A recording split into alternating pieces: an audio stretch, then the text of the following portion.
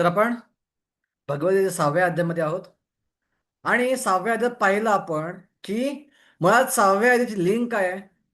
तर 5व्या अध्यायाच्या शेवटच्या सेकंड लास्ट श्लोकामध्ये भगवान श्रीकृष्ण हे जे परमात्मा प्राप्ती आहे किंवा ब्रह्मनिर्वाण आहे किंवा ब्रह्मची प्राप्ती आहे ही कशी अष्टांग योगाद्वारे पण करता येते. हा एक भिन्न मार्ग आहे. हा एक मार्ग जो आहे त्याबद्दल भगवंत बोलून गेले आणि साहजिकच अर्जुनाच्या मला प्रश्न पडला की हा मार्ग जो आहे मला डिटेलमध्ये समजावून घ्यायचा आहे. मला डिटेलमध्ये जाणून घ्यायचं जेणेकरून कदाचित या अष्टांग योगाद्वारे मी स्वतः अशा प्रकारे मुक्ती प्राप्त करीन आणि मला युद्ध करायची गरज पडणार नाही. हा विचार अर्जुनाच्या मनात आला आणि त्याच्या मनातला विचार ओळखून भगवंताने डिटेलमध्ये या अष्टांग योगासंबंधी बोलायला चालू केलं. तर अष्टांग योग बोलताना सगळ्यात पहिलं त्यांनी सांगितलं की अष्टांग योगाला सुद्धा एक क्वालिफिकेशन आहे. सो सुरुवातीच्या काळात अष्टांग योगाला निष्काम कर्मयोगाची प्रॅक्टिस करावी लागते. ती योगारूढ अवस्था आहे. पण योगारूढ अवस्था क्रॉस करून योगारूढ अवस्थेला आपण ज्यावेळी जाऊ तर योगारूढ अवस्थेमध्ये काम करू नये. तिथं काम सोडावं लागेल आणि स्थिर बसावं लागेल. अशा दोन पातळ्या आहेत. पहिल्या पातळीवरती निष्काम कर्म करणं आवश्यक आहे, कारण जोपर्यंत हृदयशुद्धी होणार नाही तोपर्यंत जंगलात बसून ध्यान करणं अशक्य आहे. तेवढं सोपं नाहीये जंगलात बसून ध्यान करणं. म्हणून हृदयशुद्धी आवश्यक आहे, म्हणून निष्काम कर्मयोग आवश्यक आहे. आणि योगारूढ अवस्थेमध्ये काम करत बसू कायम करत बसला वेळ नाही, कारण ध्यान भगवंतावर करायचं आहे. त्यामुळे तिथं काम सोडवून द्यायचं आहे. आणि मग साहजिकच योगारूढ अवस्थेची पुढची लक्षणं काय आहेत तर आपण ते आपण श्लोक 5 ते 9 मध्ये पाहिली की योगारूढ अवस्थेमध्ये आपल्या मनाला आपलं मित्र बनवावं लागतं. जर आपलं मन आपलं मित्र असेल, जर आपलं मन आपण कंट्रोल केलं तर मन आपलं सगळ्यात बेस्ट फ्रेंड होऊन जातं. पण जर मन कंट्रोल नसेल तर योगारूढ अवस्थेमध्ये हेच मन आपलं सगळ्यात भयानक शत्रू बनतं. त्यानंतर कोणत्या क्वालिटीज ज्या आहेत. प्रभूजी आवाज येत नाही, तुम्ही म्यूट येते. हरे कृष्ण, आवाज येत नाही. म्यूट तर नाही येतो मला. आहे प्रभू. येते येते. आम्हाला आम्हाला येतोय. तुम्ही जरा म्यूट करून पण अनम्यूट करा, तुम्हाला येईल आवाज. आवाज येत नाही प्रभूजी, येतोय ना.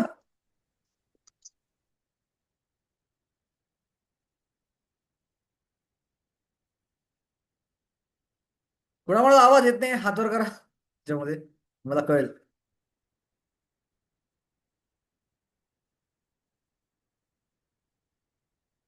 प्रभू तेही त्यांना ऐकायला नसेल येत ना, तसे हात वर कर. बरोबर, ठीक आहे, हरकत नाही.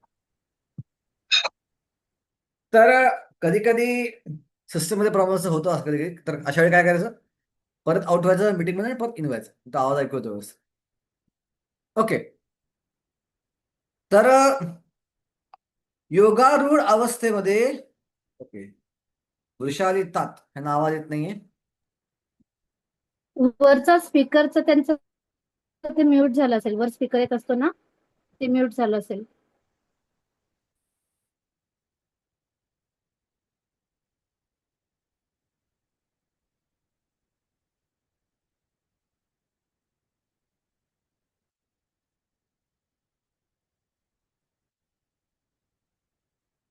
तर श्लोक क्रमांक 7, 8 आणि 9 मध्ये या योगारूढ अवस्था प्राप्त केल्यावर किंवा योगारूढ अवस्थेमध्ये जात असताना कोणते कोणते गुण व्यक्तीमध्ये विकसित होतात आपण पाहिलं की शीत उष्ण सुख दुःखेषु तथा मान अपमान. शीत उष्ण सुख दुःख याच्यामुळे तो आणि मान अपमान ह्याच्यामुळे तो या सगळ्यांना सारखंच पाहतो. ही सगळ्यात खालची पातळी झाली. त्याच्यावरची पातळी काय, ओके शीत उष्ण सुख दुःख मान अपमान सहन करणं एवढं अवघड नाही, कुणी सहन करेल. कधी कधी अपमान सहन करत लागतोच, पर्याय नसतो. बॉसला अपमान केला आपला, बॉसला उलट देऊ शकत नाही आपण, तो सहन केलाच पाहिजे. सो मान अपमान कधी कधी सहन करावाच लागतो. तो सहन करण्यात विशेष कसं काय योगारूढ अवस्था अशी काही नाही. पण त्याच्या पुढची स्थिती आहे की समलोष्टाश्म कांचना, दगड. समलोष्टाश्म कांचना, दगड. समलोष्टाश्म कांचना, दगड. समलोष्टाश्म कांचना, दगड. समलोष्टाश्म कांचना, दगड. समलोष्टाश्म कांचना, दगड. समलोष्टाश्म कांचना, दगड. समलोष्टाश्म कांचना, दगड. दगड. सोने, धातू, गारेचे खडे इत्यादींना तो समान दृष्ट पाहतो. आपण मागच्या बघितली पुंडलिकची स्टोरी. आणि त्याच्याही पुढची अवस्था, ऍडव्हान्स अवस्था काय आहे, तर हे एक वेळ पाहता येईल. पण सगळ्यात मुख्य हितचिंतक सुहृद, तटस्थ मध्यस्थ, द्वेषी मित्र, शत्रू पुण्यवान आणि पापी या सगळ्यांकडं समान दृष्टीनं पाहणं ही योगारूढाची अधिक प्रगत अवस्था आहे. तर आपण इथंपर्यंत येऊन थांबलो होतो. पहिले 8 श्लोक पाहिले होते आपण. तर आज आपण श्लोक क्रमांक आता आपण पहिले 9 श्लोक पाहिले होते. श्लोक क्रमांक 10 ते 32 ह्या संपवायचा प्रयत्न करूया. बघा किती समजायचं काय घाई पाहिजे, पण प्रयत्न करूया. ही एक थीम आहे 10 ते 32 मध्ये. सो 10 ते 32 हे श्लोकाची थीम आहे. त्याच्यामध्ये योगारूढ अवस्थेचे क्वालिटीज पाहिल्या आपण, योगारूढ अवस्थेची नीड पाहिली. आता योगारूढ अवस्था जी आहे की निष्काम कर्मयोगाची प्रॅक्टिस केल्यानंतर ऍक्च्युअली आपण जंगलात जाऊन ध्यान लावू शकतो, भगवंतावर परमात्म्यावर ध्यान लावू शकतो. आणि ती अवस्था कशी आहे किंवा त्या स्टेजेस कशा आहेत, त्या योगारूढ अवस्थेच्या स्टेजेस ज्या आहेत त्या कशा आहेत आणि कशी ऍक्च्युली योगारूढाची प्रॅक्टिस आपण केली पाहिजे.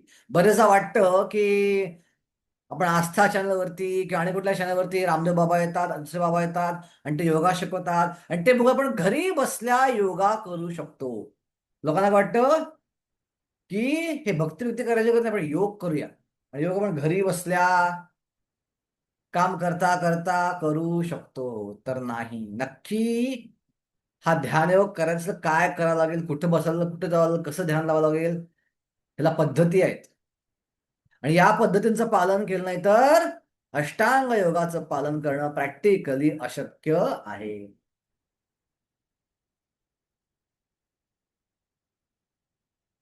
तर आपण त्या स्टेज पटापट बघायचा आज प्रयत्न करूया. सो मोस्टली आपण संपूया 32व्या श्लोकापर्यंत. ओके, श्लोक क्रमांक 10. योगी युञ्जीत सततम् आत्मानं रहसि स्थितम्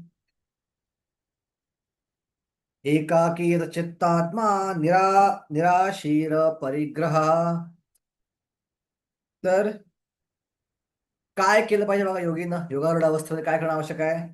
योगी व्यक्तीने आपले शरीर, मन आणि आत्मा भगवंताच्या ठाई युक्त केले पाहिजे. योगी युञ्जीत सततम् आत्मानं रहसि स्थितम्. इथं आत्मानं म्हणजे परमात्मा, रूपात भगवंत म्हणतायत, चक्रवर्तीपाद परमात्मा म्हणतात त्याला. सो आत्माचे अनेक अर्थ आहेत. सो आत्म्यावर म्हणजे परमात्म्यावर स्थिर केलं पाहिजे.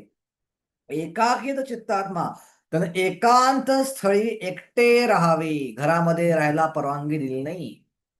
हे क्लिअरली सांगितलं भगवंतांनी. जर कोणा योगाची प्रॅक्टिस करायची असेल तर घरी करणं शक्य नाही, ऑफिसमध्ये जाऊन करणं शक्य नाही, बसमध्ये किंवा ट्रेनमध्ये करणं शक्य नाही, फिरायला जाऊन करणं शक्य नाही. कुठे गेलं पाहिजे, एकांत स्थळी एकटं गेलं पाहिजे. पिकनिकला जाण्यासारखं आपण तिघं चौघं ग्रुपमध्ये जाऊन शक्य नाही. एकांत स्थळी एकट्या राहावे आणि काळजीपूर्वक मनाला संयमित केले पाहिजे. त्याने आकांक्षा आणि संग्रहाच्या किंवा स्वामित्वाच्या भावनेपासून मुक्त असलं पाहिजे. बघा, नुसतं संग्रहापासून मुक्त नव्हे किंवा आकांक्षांपासून मुक्त नव्हे किंवा स्वामित्वापासून मुक्त नव्हे, स्वामित्वाच्या भावनेपासून पण मुक्त. बाह्यातकारी त्यानं कदाचित स्वामित्व सोडलं असेल, पण आतमध्ये भावना असली की मी अजून स्वामी आहे, मी अजून मालक आहे, मी अजून श्रीमंत आहे, ही भावना जर असेल तरी तो योगारूढाची प्रॅक्टिस करू शकणार नाही. एकदा शिवजी आणि पार्वतीमध्ये भांडण झालं होतं. नवरा भांडण होत असत ना, होत असत भांडण. तर भांडाभांडी चालू असताना कधी कधी बायको नवऱ्याला नावं ठेवते, तुम्ही काय दिखावा करता मला माहितीये, किती मोठे आहात तुम्हाला माहितीये, मला माहिती काय करत असायचं. तसंच भांडता भांडता पार्वती शिवजींना म्हणाली की हा तुम्ही किती वैराग्य आहेत मला माहितीये, तुमच्यापेक्षा अनेक महान वैराग्य पृथ्वीवरती आहेत. आणि त्यांनी दाखवलं, बघा एक राजा आहे तिथं, त्या राजानं अख्खं राज्य सोडलं आणि अख्खं राज्य सोडून स्मशानात जाऊन तो ध्यान करत बसलाय. तो तुमच्यापेक्षा मोठा वैरागी. शिवजी म्हणले, खरोखर वाटतं तुला तुझ्यापेक्षा मोठा माझ्यापेक्षा मोठा वैरागी तो? म्हणले, हो, नक्कीच तुमच्यापेक्षा मोठा वैरागी आहे. अख्खं राज्य सोडून स्मशानात जाऊन तो व्यक्ती ध्यान करीत बसला आहे. शिवजी म्हणले, चल आपण त्याची परीक्षा पाहूया आणि मी तुला सिद्ध करतो की मी त्याच्यापेक्षा महान योगी आहे. हा म्हणले, चला सिद्ध करा. आणि दोघांनी एका सामान्य माणसाचं रूप घेतलं, पार्वती आणि शिवजींनी, आणि दोघेही गेले आणि त्या स्मशानातल्या राजाकडे गेले, जो ध्यान करत बसला संन्यासाचं रूप घेऊन. आणि त्याला म्हणले, काय रे, तू इथं स्मशानात का बसलायस? म्हणले, हो हो, मला कळलंय जीवन फार दुःखी आहे, जीवन दुःखानं भरलेलं आहे आणि या जीवनामध्ये काही आनंद नाहीये आणि म्हणून मी स्मशानामध्ये येऊन बसलोय. मग शिवजीने विचारलं त्या ब्राह्मण रूपातल्या शिवजीनं, म्हणजे तू पहिल्यापासून असं आहेस का? म्हणजे नाही, मी राजा होतो, माझ्याकडे एवढी संपत्ती होती, एवढं ऐश्वर होतं, मी एवढ्या लोकांवर कंट्रोल करतो, आता मी सगळं सोडलं आणि मी इथं येऊन जंगलात बसलो आहे. आणि शिवजी आणि पार्वती हसले आणि दोघेही कैलास पर्वतावर गेले परत. पार्वती म्हटली, बघा खरोखर तर महान योगी आहे. म्हटले, नाही, जरी बाह्यातकारी सोडलेलं असलं, आतमध्ये मीच ते एन्जॉय केलेलं आहे, मीच नियंत्रक होतो, मीच तसा आहे. तो मी जो आहे त्या गोष्टींशी जो आसक्त आहे, तो मी जो आहे त्यापासून सुटलेला नाहीये. म्हणून जो आहे तो खरा योगी नाहीये. पण माझ्याकडे मित्वाची कोणतीही भावना नाही म्हणून खरा योगी आहे. तर स्वामित्वाच्या भावनेपासूनही मुक्त झालं पाहिजे. विशेषतः आम्ही ब्रह्मचर्य आश्रमात जॉईन करतो तर आम्हाला स्वामित्वाची भावना असायची, म्हणजे अजूनही आहे काही प्रमाणामध्ये. तर विशेषतः वेगळ्या प्रकारची एक ब्रह्मचर्य मित्र जॉईन करायचो आश्रमात. सो काही लोक सायंटिस्ट म्हणून सोडून द्यायचे जॉब, काही लोक डॉक्टर म्हणून जॉब सोडून द्यायचे, काही लोक मोठे मोठे असायचे आणि काही लोक सामान्य असायचे. तर आश्रमात आल्यावर सुद्धा कधी कोणी अपमान केला, खडकन कुठला ब्रह्मचारी खडकन ओरडला आणि इन्सल्ट वाटलं, तर एक विचार मनामध्ये, अरे मी एवढा मोठा वैज्ञानिक होतो बाबा ॲटॉमिक रिसर्च सेंटरमध्ये, आणि माझा अशा प्रकारे तो वैज्ञानिक करतो, तो अपमान करतो, तो 10वी पास पण नाहीये. ही वेदना, हा त्रास का होतो? कारण ती भावना अजून जोडली गेली त्या स्थळाशी की हा मी केवळ असा मोठा होतो. सो ती स्वामित्वाची भावना अजूनही जोडली गेलेली असते. सो जोपर्यंत स्वामित्वाच्या भावनेचा त्याग होत नाही तोपर्यंत योगाची प्रॅक्टिस करता येत नाही. बघा, सो कलियुगात शक्य आहे हा योग करणं, केवळ अशक्य. कलियुगात प्रत्येकाला स्वामित्वाची भावना आहे. इवन संडास घासण्याचा अभिमान आहे की मी संडास घासतोय. परमपूज्य राधा महाराज काय सांगायचे की आपण खूप नम्र असलं पाहिजे आणि नम्रपणे कितीही महाराज एकदा टॉयलेट घासायची सेवा पण आपण नम्रपणे केली पाहिजे. तर एकदा परमपूज्य राधा महाराज बसले होते त्यांच्या खोलीमध्ये चौपाटीला आणि काय ब्रह्मचारी समोर बसले होते आणि प्रत्येकाला महाराज विचारत होते, तू कुठली सेवा करतोस, कुठली सेवा करतोस, कुठली सेवा करतोस.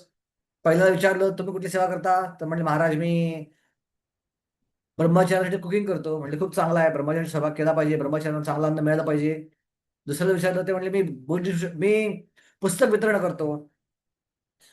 महाराज म्हणले, खूप चांगली सेवा आहे, प्रभुपादांची खूप आवडती सेवा आहे, पुस्तक वितरण केलं पाहिजे, प्रचार केला पाहिजे. तिसरा म्हणला, मी कॉंग्रेगेशन सांभाळतो या गावात जाऊन, तुम्हाला खूप चांगली सेवा आहे. असं करत करत शेवटचा भक्त होता, तर त्या भक्ताला वाटलं की अरे महाराज माझ्यावर अधिक खुश दिली, तर मी कुठली सेवा करतोय? टॉयलेट घासायची. आणि तो अभिमानानं म्हटला, महाराज मी रोज टॉयलेट साफ करतो.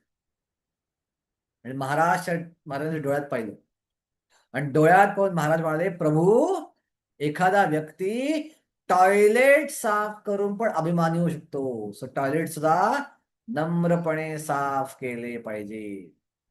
सो हा योगारूढ अवस्थेचा महत्वाचा स्तर आहे. एकांत जाणं, कुठलाही लवाजमा घेऊन न जाणं, घरामध्ये न राहणं आणि स्वामित्वाच्या भावनेचा त्याग करणं. दुसऱ्या परिषदा प्रभुपाद म्हणतात, आता प्रभुपाद आता हे जे गुण सांगितलेत ना योगारूढ अवस्थेचे, हे भक्ती योगांनाही बऱ्यापैकी अप्लिकेबल आहेत. आपण जरी योग साधना करत नसलो, आपण जरी अष्टांग योगाची प्रॅक्टिस करत नसलो, तरी पण आपली भक्तियोगाची साधना करत असताना काही सदाचारांचं पालन करणं आवश्यक आहे. आणि त्या सदाचाराच्या पालनामध्ये हे गुण आपल्यासाठी तेवढ्याच प्रमाणात ऍप्लिकेबल आहे. ओके, तर प्रभुपाद लिहितायत दुसऱ्या परिच्छेदामध्ये,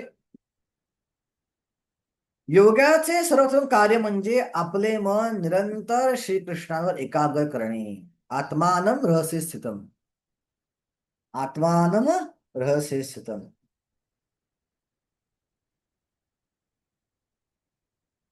आणि सदैव श्रीकृष्णांचे स्मरण केले पाहिजे आणि क्षणभरही त्यांचे विस्मरण होऊ नये. भगवंतावरील मनाच्या एकाग्रतेला समाधी असे म्हणतात. मनाची एकाग्रता साधण्यासाठी मनुष्याने नेहमी एकांत बसत राहिले पाहिजे आणि बाह्य विषयांपासून होणारा व्यत्यय टाळला पाहिजे. का ध्यानयोगी जर बसला समाजामध्ये तर केवढे बाह्य व्यत्यय त्याला त्रास देतील, तो ध्यान लावू शकणारच नाही. आणि कलियुगात तर अशक्य. आता मी क्लास मला व्हॉट्सअपवर मेसेज येतात खडखड, सो मी आता क्लास ध्यान लावू शकत नाही क्लासवर. सो योग साधना कशी करणार? ती गोष्ट केवळ अशक्य आहे. ओके, त्याने अत्यंत काळजीपूर्वकरित्या आपल्या साक्षात्कारासाठी अनुकूल असणाऱ्या परिस्थिती स्वीकार केला पाहिजे आणि निश्चयाने परिपूर्ण निश्चयाने युक्त होऊन स्वामित्वाच्या भावनेत गुंतवणाऱ्या अनावश्यक भौतिक वस्तूंच्या प्राप्तीसाठी अतिप्रयास करू नये. ओके, आता एकांत स्थळी जाणं म्हणजे कुठल्या स्थळी जाणं, कसं बसणं, कसं बसलं पाहिजे, कुठं गेलं पाहिजे, कसं ध्यान झालं पाहिजे, कुणावर ध्यान झालं पाहिजे, हे कसं ओळखायचं, तर ते सांगितलंय श्लोक क्रमांक 11 आणि 12. शुचो देशे प्रतिष्ठाप्य स्थिरम आसनम आत्मनः नात्युच्छितम नातिउच्छितम नातिनीचम चैलाजिनकुशोत्तरम तत्र एकाग्रम मनः कृत्वा यत्तचित्तेन्द्रियक्रियः उपविश्यासने युञ्जत योगम आत्मा विशुद्धये.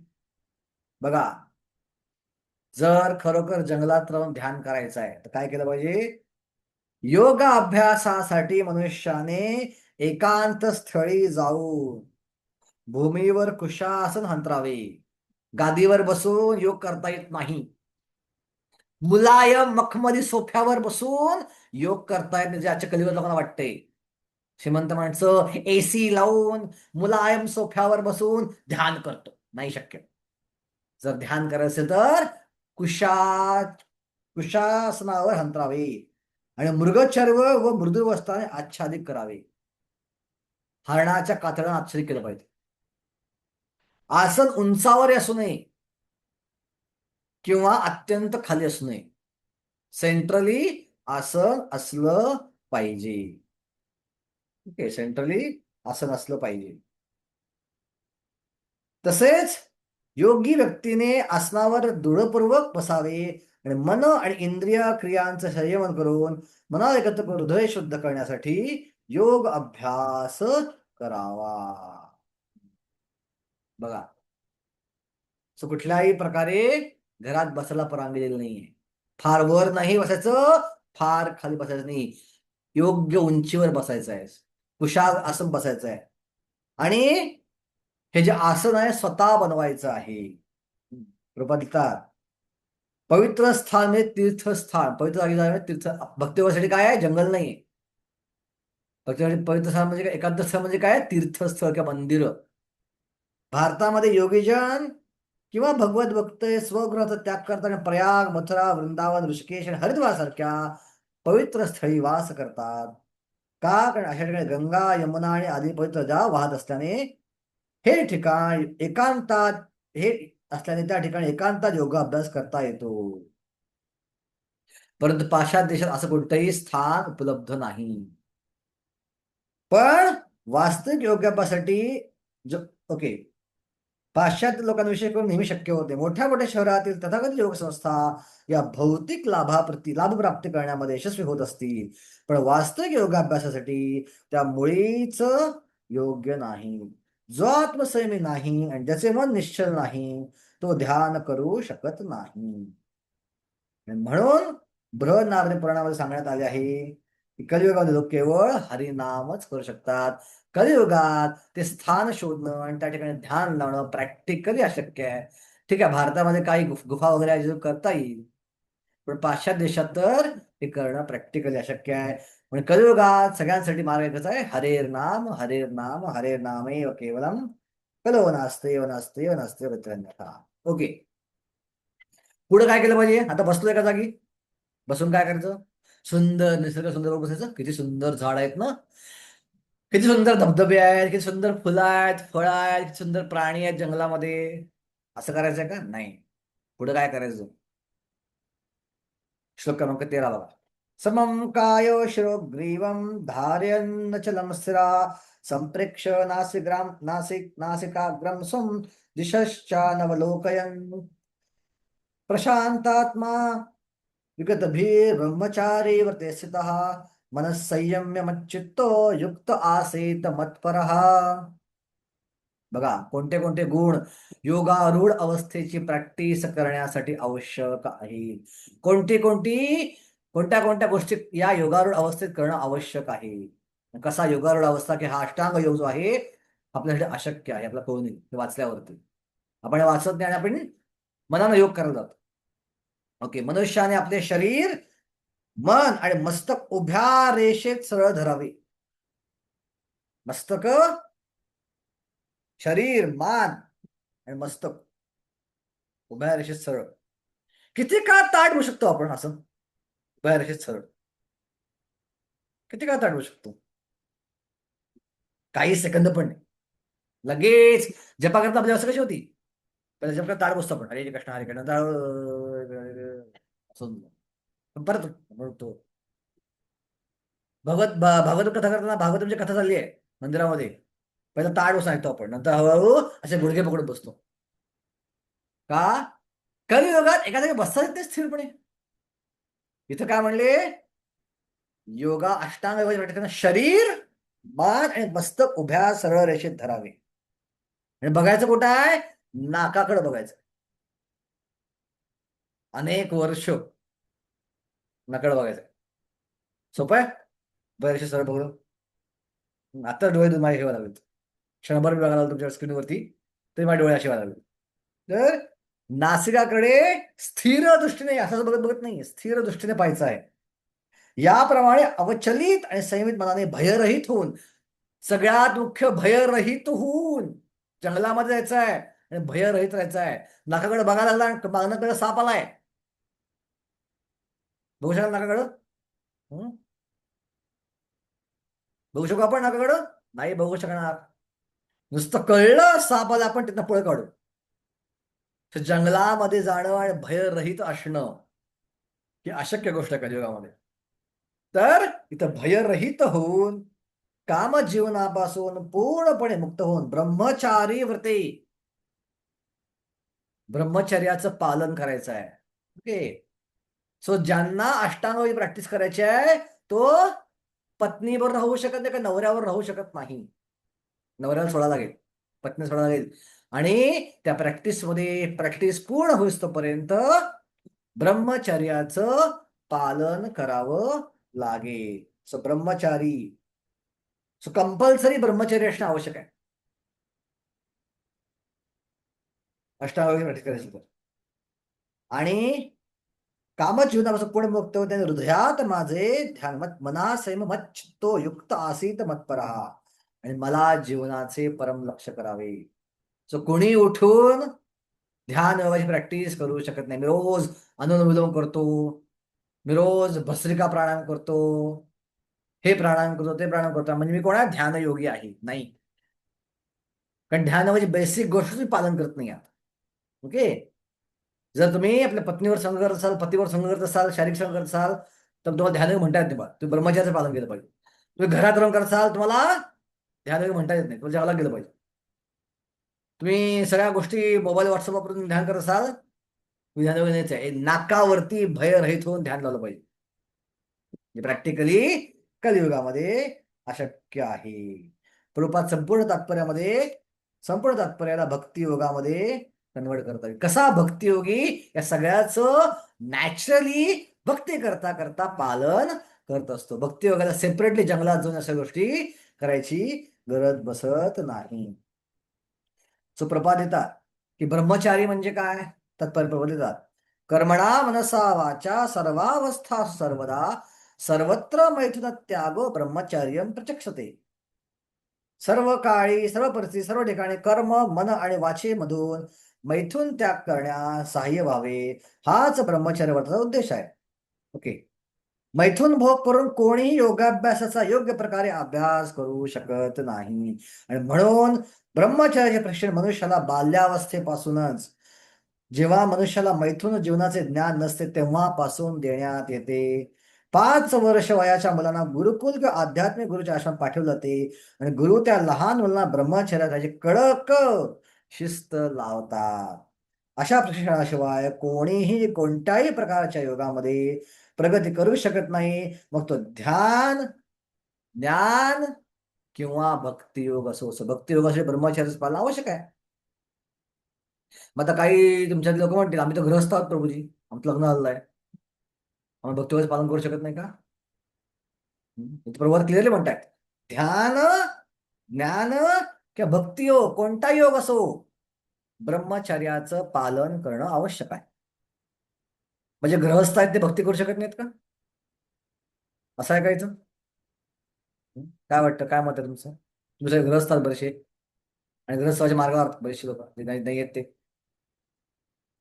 सो काय वाटतं तुम्हाला? फक्त ब्रह्मचारीच पालन करू शकतो भक्तियोगाचं, गृहस्थ पालन करू शकत नाही भक्तियोगाचं? आणि आपल्या इस्कॉमध्ये तर 99% गृहस्थच आहेत. येस वृषाली माताजी. हरे कृष्ण प्रभूजी, आपल्या चरणी प्रणाम, सर्व भक्तांना प्रणाम. प्रभूजी, गृहस्थ पण पालन करू शकतात, फक्त ते नियमानं आपल्या पती किंवा पत्नी सोबतच राहून ते पालन करू शकतात. तो पण एक ब्रह्मचर्यच आहे. प्रभुपाद काय म्हणतात? सगळ्या पुरुषांनी ब्रह्मचारी बनलं पाहिजे आणि सगळ्या स्त्रियांनी लग्न केलं पाहिजे. मी असं कसं काय? सगळ्या पुरुषांनी ब्रह्मचारी बनायचं आणि सगळ्या स्त्रियांनी लग्न करायचं, हे कसं शक्य आहे? तर याचा अर्थ आहे की गृहस्थ आश्रमामध्ये जो गृहस्थांच्या नियमांचं पालन करतो तो गृहस्थ आश्रमामध्ये असून गृहस्थ ब्रह्मचारी असल्यापैकी आहे. ब्रह्मचारी नियम काय आहे? 0 सेक्स, 0 मैथुन, कर्मणा मनसा वाचा. ओके. कर्माद्वारे 0 झालंच पाहिजे. मनसा अवघड आहे, त्याच्यापेक्षा अवघड मनामध्ये विचार येणार चुकीचे, पण मनसा पण टाळायचा ब्रह्मचार्य प्रयत्न केला पाहिजे. वाचा अजून अवघड आहे, बोलण्याद्वारे पण कधी कधी गोष्टी निघतात, त्या पण टाळल्या पाहिजे. पण गृहस्थ आश्रमामध्ये एखादा गृहस्थ व्यक्ती जर केवळ प्रजनन करण्यासाठीच जर इंद्रिय भोग करत असेल, किंवा प्रजनन करण्यासाठीच मैथुन क्रियेचा वापर करत असेल आणि प्रजनन क्रिया करून त्याच्या मनामध्ये हा विचार असेल की हे जी संतती मला प्राप्त होईल ह्याला मला भगवत धामाकडे घेऊन जायचं आहे आणि मला जर संतती निर्माण करायची नसेल तर मी मैथुन क्रिया करणार नाही, असा विचार करून केवळ महिन्यातनं एकदा आपल्या पार्टनरशी संपर्क करत असेल शारीरिकदृष्ट्या, तरच मैथुन क्रिया करायला अलाउड आहे. आणि असा व्यक्ती जो आहे हा गृहस्थ आश्रमात असून सुद्धा तो ब्रह्मचारी असल्यापैकीच आहे. त्याला गृहस्थ ब्रह्मचारी असं म्हणतात. कारण ही करणं जास्त अवघड, ही अवस्था जास्त अवघड आहे. समोर इंद्रिय भोग आहे पण खायचं नाही, समोर गुलाबजाम दिसतं पण खायचं नाही, समोर 15 गुलाबजाम पण एकच खायचं आहे, हे अवघड आहे ना. समोर नाहीच म्हटलं काय खायला प्रश्न येतच नाही ना, मला मिळणारच नाहीये, मला कधी ऐश्वर्य मिळणारच नाही, मग काय, मग सोडायचं, मग टेन्शन घ्यायचं कारण नाहीये. पण माझ्यासमोर आहे 10 गुलाबजामुन पण खायचं फक्त एकच, बाकीच्यांकडं हात लावायचं नाही. हे अवस्था जास्त अवघड आहे. म्हणून गृहस्थ आश्रमातून अशा प्रकारे पालन करणं हे अधिक अवघड आहे. म्हणून ते सुद्धा ब्रह्मचारीच आहेत आणि ते लोक भक्तियोगाचं पालन करू शकतात, त्यांना गृहस्थ ब्रह्मचारी असं म्हटलं जातं. या व्यतिरिक्त जर आपण उपभोग घेतला तर तो मात्र गृहस्थ नियमांच्याही उल्लंघन केल्यापैकीच एका प्रकार. ओके. सो पण जो योगी आहे, ध्यान योगी आहे, त्याला मात्र पत्नी बरोबर की नवऱ्यावर राहता पण येत, पत्नी आणि नवऱ्याचा त्याग करून जंगलामध्ये जावं लागतं. ओके. प्रभातीचा पुढं की जो मनुष्य किंवा आपल्या पत्नीशी संबंध ठेवून गृहस्थ जीवनाच्या नियमांचे पालन करतो त्या मनुष्याला सुद्धा ब्रह्मचारी म्हटले जाते. अशा संयमित गृहस्थांचा भक्तिपंथामध्ये स्वीकार करता येतो. परंतु ज्ञान आणि ध्यान पंथामध्ये गृहस्थ ब्रह्मचारीला प्रवेश दिला जात नाही. त्यांना कोणत्याही तडजोडीशिवाय संपूर्ण ब्रह्मचर्य व्रत अनिवार्य असते. भक्ती संप्रदायामध्ये गृहस्थ ब्रह्मचर्य संयमित मैथून भोग करण्याची अनुमती करण्यात असते. कारण भक्ती इतका प्रभावी आहे की दिव्य भगवत सेवेत युक्त झाल्यामुळे आपोआपच मैथुन भोगाच्या आकर्षणापासून मनुष्य मुक्त होतो. सो बरेचदा लोक म्हणतात हे प्रभूजी कंट्रोल करणं फार अवघड आहे. तरुण मला प्रश्न विचारला, प्रभूजी तुम्ही कसं काय कंट्रोल करता? आम्हाला खूप ती वासना असते भक्ती, कसं काय तुम्ही कंट्रोल करता ब्रह्मचर्य राहून? सो हे कंट्रोल करणं फार अवघड जातं. मग कसं कंट्रोल करायचं, कसं नियमांचं ग्रस्त पालन करायचं? आजकाल लोक किंवा जास्त मुलं होण्यावर निरोध वापरतात, कॉन्ट्रासेप्टिव्ह वापरतात. पण वास्तविक आपला मार्ग सांगतो की गृहस्थ आश्रमात दोघांनी मिळून येऊन भक्तियोगाचं पालन करा. आणि त्या भक्तियोगात एवढा आनंद आहे की त्या भक्तियोगाच्या आनंदापुढे तुम्हाला मैथुनातला आनंद तुच्छ वाटेल. या जगातला सर्वोच्च आनंद आहे मैथुन आनंद, या जगात भौतिक स्तरावरचा. तो मैथुन आनंदही एकदम तुच्छ वाटू लागतो. आणि अशा प्रकारे एकत्रितपणे राहून सुद्धा आपण या कामवासनेवर नियंत्रण प्राप्त करू शकतो. विगत भी, जोपर्यंत मनुष्य कृष्ण भावनावत होत नाही तोपर्यंत निर्भय होऊ शकत नाही. कारण का मनुष्य भीतीपासून कधी मुक्त होईल? तस्मात भारत सर्वात्मा भगवान ईश्वरो हरी श्रोतव्य कीर्तव्य स्मर्तव्य इच्छितामभय. जोपर्यंत भगवंताचं कीर्तन स्मरण आणि भजन होणार नाही तोपर्यंत अभयदान आपल्याला मिळणार नाही. सो भक्त ऑटोमॅटिकच भीतीपासून मुक्त असतो. सो योगाला भीतीपासून मुक्त असलं पाहिजे. पण भक्त आपण ऑटोमॅटिकच भीतीपासून मुक्त होतो. सुप्रभातीच्या तात्पर्यामध्ये भयम द्वितीय अभिनिवेश तस्यात ईशादपेतस्य विपर्य अस्मृती. 11व्या स्कंदाचा श्लोक हा की भय कधी होतं? भगवंतापासून तोंड वळवलं आणि भगवंताकडे पाठ केली. ईशात अपेतस्य विपर्य अस्मृती.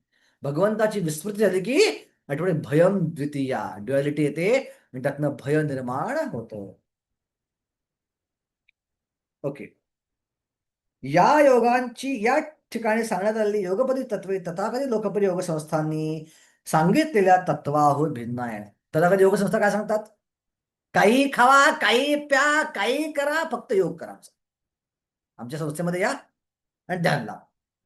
सो भगवान श्रीकृष्णांनी सांगितले योग पद्धती आणि ती लोक सांगतात योग पद्धती ती पूर्णपणे वेगळी आहे. सो आजच्या कलियुगाची योग पद्धती बोगस आहे. ती प्रमाणित योग पद्धती नाही. फारच कमी प्रमाणित योगशाळा उरल्या आहेत ज्या हिमालयामध्ये अजूनही आहेत. फारच कमी, हाताच्या बोटावर मोडण्या इतक्या. पुढं काय केलं पाहिजे? जागा ठरवली, बसलो, नाकावर ध्यान लावलं, ब्रह्मचर्याचं पालन केलं, भयापासून मुक्त झालो. पुढं अजून एक गोष्ट छळणारी हे करत असताना मन. ओके. युंजेनैव सदात्मानं योगी नियत मानसा शांती निर्वाण परमं मत्संस्थम अधिगच्छति. याप्रमाणे शरीर, मन आणि क्रिया यांच्या संयमाचा निरंतर अभ्यास करून मन संयमित झालेला योगी भौतिक जीवनाचा लय करून भगवत धामाची प्राप्ती करतो. मत्संस्थम अधिगच्छति. मत्संस्थाचा ऍक्च्युअल अर्थ आहे ब्रह्म ज्योतीची प्राप्ती करतो, निर्विशेष ब्रह्माची प्राप्ती करतो, ब्रह्मज्योती मग्न होतो. पण एका प्रकारे ती क्रिया करताना ब्रह्मज्योती आणि भगवानात फरक नाही जास्त. दोघंही अद्वय, दोघं इनसेपरेबल आहेत. सो भक्तासाठी ती गोष्ट काय आहे? भगवत धामाची श्रीकृष्ण निवासाची तो प्राप्ती करतो. आता इंटरेस्टिंग गोष्ट अशी आहे की 3ऱ्या स्कंदामध्ये या योगाचं वर्णन कपिल देवाने केलंय. 3रा स्कंद 28वा अध्याय थिंक असलं, चेक कर मला माहिती 28-29 कुठला एक अध्याय आहे. त्याच्यामध्ये कपिल ऋषींनी, कपिल देवांनी जे भगवंताचे अवतार आहेत या योगाचं वर्णन केलंय की कसा योगी हा परमात्म्यावर ध्यान लावतो योगारूढ अवस्थेमध्ये. सो आपल्याला ज्यावेळी मंदिरात वल्लभी लीला माताजी ज्यावेळी ते मंदिरात जाता तुम्हाला भगवंतावर ध्यान कसं सांगितलं होतं, कसं भगवंत दर्शन घ्यायला कसं सांगितलं होतं, आपण दर्शन भगवंत कसं घेतलं पाहिजे? त्यांना आपण बघितलं पाहिजे, मग एक एक वर मुखापर्यंत दर्शन घेतलं चरणांपासून पाहिजे. प्रभूजी सुरू केलं पाहिजे. पहिला चरण, मग गुडघे, मग मांडी, मग कंबर, मग हात, मग छाती, मग हास्य भगवंताचं, मग डोळे, आणि मग संपूर्ण चेहरा. डायरेक्ट चेहरा जाता नाही. आता वास्तविक ही पद्धती सांगितली आहे तिसऱ्या स्कंदामध्ये. कोणासाठी सांगितली आहे? हे भक्तांना सांगितलं ऍक्च्युली. भक्ताचं पालन केलं पाहिजे निश्चितपणे, नो डाऊट. पण ऍक्च्युली ज्या पद्धतीचा आधार घेऊन आपण असं दर्शन घेतो ती पद्धती सांगितल्या योग्यांसाठी, की ध्यानयोगी लोकांनी परमात्म्यावर हृदयातला अशा प्रकारे ध्यान लावलं पाहिजे. असं करता करता समाधी अवस्था केलं पाहिजे. आणि जेव्हा तो समाधी अवस्थेच्या अगदी टोकाला आहे, अगदी शेवटच्या बिंदूला आहे, हा दुर्दैवी योगी, 99.99% योगी, या ठिकाणी त्याला ऑप्शन आहेत. या रूपावर ध्यान लावल्यानंतर एक ऑप्शन आहे या रूपाची सेवा करायची, आणि दुसरा ऑप्शन आहे की त्यांच्या प्रकाशामध्ये एकरूप होऊन जायचं. आता योगीला खूप सुंदर अनुभव येत आहेत भगवंताच्या रूपावर ध्यान लावून. त्या डोळ्यातनं घळाघळा पाणी पण येतंय. तो पूर्णपणे ऍब्झॉर्ड आहे त्या भगवंताच्या रूपामध्ये, नारायण रूपामध्ये, परमात्मा रूपामध्ये. आणि असं करताना तो जो सर्वोच्च क्षण येतो, त्या सर्वोच्च क्षणी 99.99% लोक योगी जे आहेत ते दुसरा मार्ग निवडतात. ते त्या रूपाला पूर्णपणे नाकारतात आणि भगवंताचं निर्विशेष रूप जे आहे त्या निर्विशेष ब्रह्मज्योतीमध्ये प्रवेश करतात. आणि काही मोजके योगी ठरवतात की या रूपाची मला सेवा करायची आहे, आणि अशा योग्यांना शांत रस प्राप्त होतो, आणि शांत रसामध्ये जाऊन ते वैकुंठामध्ये भगवंताची जाऊन सेवा करतात. शांत रसामध्ये असे योगी शांत रसात भगवंताची सेवा करतात वैकुंठात जाऊन. पण हे अनफॉर्च्युनेट योगी जे आहेत ते काय दुर्दैवी आहेत, इतक्या सुंदर रूपावर ध्यान लावून त्या रूपालाच ते नाकारतात आणि त्या रूपहीन भागामध्ये प्रवेश करतात. सो मत्संस्थम अधिगच्छतीचा अर्थ आहे भगवंताच्या निर्विशेष ज्योतीमध्ये प्रवेश करणं. ओके, शेवटच्या ओळीत हरे कृष्ण प्रभूजी. तात्पर्य. प्रभूजी, चतुष्कुमारजी जे आहेत ते पण शांत अवस्थामध्ये आहेत ना, आणि भगवंताची सेवा करतात. हा, बरोबर. हा, शांत शांत रसामध्ये. दुर्दैवाची गोष्ट आहे, चतुर्श्रम दासरस गेले होते, पण त्याने अपराध केला जयविजयचा, आणि जयविजयचा अपराध केल्यामध्ये दासरसातनं शांत रसामध्ये परत. पहिला शांत रसामध्ये होते, ते वैकुंठ दरवाजावर गेले, भगवंताच्या चरणाची तुळशीचा वास घेतला. तस्यारविंदम नयनस्य पदारविंदम किंजल्क मिश्र तुलसी मकरंद वायू संक्ष अंतर्गत स्वविरेण चकार तेषाम संक्षोभक्षरजुषाम अपचित्त तन्वो. ज्यावेळी तुळशीचा वास नाकातनं आत गेला, अंतर्गत स्वविवरेण चकार तेषाम संक्षोभ अक्षरजुषाम, अक्षर म्हणजे निर्विशेष कन्सेप्ट होते भगवंताची, किंवा शांत रस होता तो तोडला गेला. अपचित्त त्यांच्या मनात भगवंताच्या सेवेची इच्छा निर्माण झाली, दासरस निर्माण झाला. पण ज्यावेळी जयविजय रोखलं त्यांना, राग आला, रागाने शाप दिला, अपराध केला जयविजयचा, आणि जयविजयचा अपराध केल्यामुळं ते दासरसातनं शांत रसामध्ये आले. तर बघा त्या अवस्थेत लोक अपराध करतात, आपली अवस्था काय आहे? बरोबर प्रभू. अपराध केल्यानंतर आपण भक्तीच्या खालच्या स्तरावरती येतो. अपराध जर भयानक असेल तर आपण भक्तीमधनं कम्प्लिटली बाहेर पण जाऊ शकतो. सो वैष्णव अपराध खूप केअरफुल झाला पाहिजे वैष्णव अपराध. ओके, शेवटच्या वेळी प्रभुपादांच्या तात्पर्यामध्ये दुसऱ्या शब्दात सांगायचं तर योगाची पूर्णता म्हणजेच निष्पाप लोकांना फसवण्यासाठी केलेली जादूगरी किंवा शारीरिक कसरत नव्हे, तर योगाची पूर्णता म्हणजे भौतिक अस्तित्वातून मुक्ती प्राप्त करणे होय. बघा प्रभात येत आहे, निष्पाप लोकांना फसवण्यासाठी केलेली जादूगरी. सत्यसाई बाबा कोण? सत्यसाई बाबा होता तो, जादूगरी करायचा.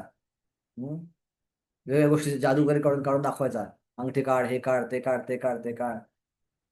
ह्याला योग म्हणता येत नाही. किंवा शारीरिक कसरत जी रामदेव करून दाखवतात ती नव्हे, तर योगाची पूर्णता म्हणजे अस्तित्वातून मुक्ती प्राप्त करणे. हो, ओके.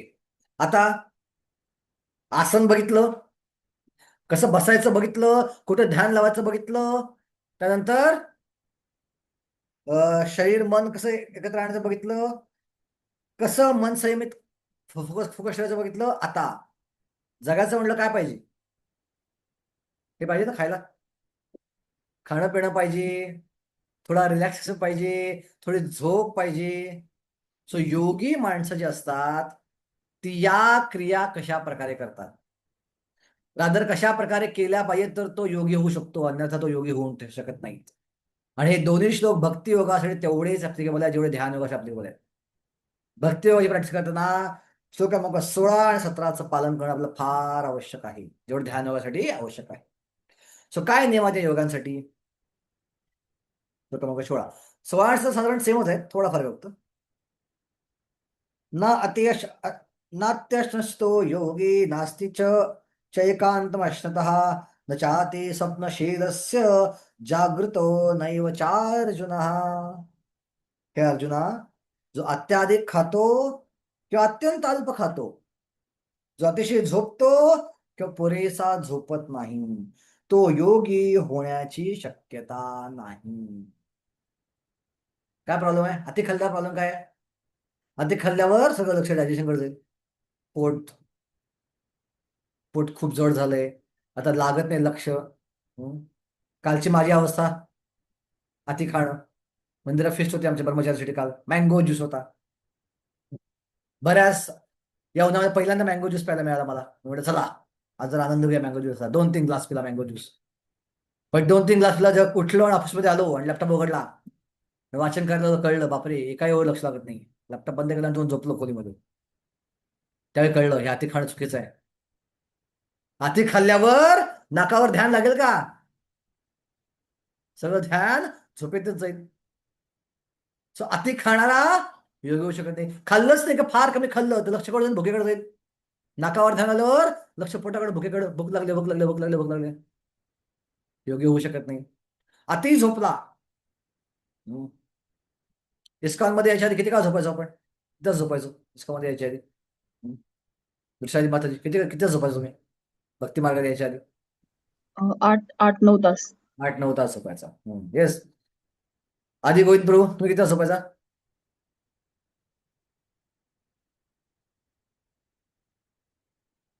ओके. तर मी पण इस्कॉन मध्ये यायच्या आधी रात्री साधारण 10 झोपायचो आणि सकाळी 7ला उठायचो. किती झाले? ऑलमोस्ट 8-9-10 तास झाले माझे. पण प्रभुपाद लिहितात की जो व्यक्ती 6 तासापेक्षा जास्त झोपतो तो व्यक्ती भक्ती मार्गाचं पालन पण करू शकत नाही. सो मॅक्सिमम किती तास झोपायला? 6 तास. 6 तासापेक्षा आपण जर जास्त झोप घेतली तर आपण भक्ती मार्गामध्ये पतन व्हायची शक्यता आपली असते. फक्त 6 तास झोप. 6 तास साधना मार्ग प्रगत होत चाललो, झोप कमी झाली पाहिजे आयडियली. आपले आचार्य प्रॅक्टिकली किती किती झोपायचे? सगळे आचार्य 2 ते 3 तास. श्री प्रभुपाद जेव्हा झोपायला जायचे, आपण वाट पाहत असतो कधी बेडवर जाऊन झोपतोय मी. ओके. आणि श्री प्रभुपाद जेव्हा झोपायला जायचे, प्रभुपादांना वाईट वाटायचं, अरे अरे अरे अरे शरीर आहे आणि शरीर असल्यामुळे झोप घ्यायला लागतीये, आणि ही झोप घेतल्यामुळे तेवढा वेळ मला कृष्णाच्या सेवेत घालवता येत नाही. बघा हा फरक आहे आपल्यावर प्रभुपादांमध्ये. भक्तिवंत ठाकूर रात्री 8ला झोपायचे आणि 10:30ला उठायचे, आणि 10:30 ते सकाळी 4 वाजेपर्यंत लिखाण करायचे पुस्तकांचं. 4 ते 6-7 पर्यंत जप करायचे. जप करून मग थोडासा नाश्ता करून ऑफिसला यायचे. ऑफिसमधून आल्यानंतर दुपारी जेवायला यायचे, ऑफिसमधून प्रसाद घ्यायचे. प्रसाद घेतल्यावर थोडा नॅप घ्यायचे, 10 तास 20 मिनिटं. परत ऑफिसला यायचे आणि परत येऊन परत जप करायचे. 6 वाजता जेवण करायचे, 6 ते 8 परत लिखाण करायचे आणि 8ला झोपून जायचे. बघा, ज्यांना 13 मुलं होती अशी भक्तिवंत ठाकूर, ही त्याची लाईफस्टाईल होती. सो प्रॅक्टिकली आपले आचार्य कसे आहेत? निद्राहार विहार विहार काज विजितो चात्यंत दीनव चयो संख्यापूर्वक नामगा नटभी कालावसान कृतो निद्राहार विहार काज वितो अत्यंत दीनव चयो. हे आपले 6 गोस्वामी होते. वंदे रूप सनातन रघुयुगो श्री जीव गोपालको. सो ध्यान व्यक्तीला जर योगी बनायचं असेल, अति खाणं, अति झोपणं किंवा कमी खाणं आणि कमी झोपणं या सगळ्या गोष्टी टाळता आल्या पाहिजे. Balance lifestyle. जो बॅलन्स आहे तोच योगी बनवू शकतो. जो आळसामध्ये 8-9 पर्यंत झोपतोय तो भक्तियोगात प्रगती करू शकणार नाही. भक्तियोगी म्हटल्यावर रविवार असू दे, 26 जानेवारी असू दे, 15 ऑगस्ट असू दे, कुठलाही दिवस असू दे, सकाळी ब्रह्ममुहूर्ताला उठणं आवश्यक आहे. ब्रह्ममुहूर्तामध्ये जास्तीत 16 माळा करायचा प्रयत्न केला पाहिजे. प्रभुपाद म्हणतात सकाळी 8च्या पर्यंत माळा पूर्ण करू शकलो आपण सहजगत्या भगवत धामात प्रवेश करू शकतो. 16 माळा आपल्या माळा कधी पूर्ण होतात? रात्री. रात्री हातामध्ये माळ असते बरेचदा. आमची तरुण मुलं तर मला, आमचा ग्रुप आहे मुलांचा, त्यांना मी सांगितलंय माळा पूर्ण केला मेसेज करा. तर मला सगळ्यात जास्त मेसेज किती वाजता येतात? रात्री 11 नंतर. 11 ते 12 सगळ्याच मला मेसेज येतात 16 माळा पूर्ण आल्या. याचा अर्थ काय? 10 वाजता माळ घेतली आहे, दिवसभर थकून आलो कॉलेजमध्ये किंवा कामावरनं, रात्री 10ला आता माळ घेतला, आपल्या अवस्था काय होईल? आधीच मन थकलंय, आधीच तमोगुण हवेमध्ये आहे, आधीच झोप येते आणि त्यात माळ घेतली आता. आणि मग मनामध्ये काय विचारतो, कोण होते ते प्रभूजी? का मला माळ दिली त्यांनी? या 16 खेचायच्या आहेत. आपण माळ करत, आपण माळ खेचतो रात्री. रात्री माळा जपत नाही आपण, माळा संपवतो. जपा संपवला प्रभूजी. जपाला संपवायचं नाहीये, जपाला करायचं आहे. ओके.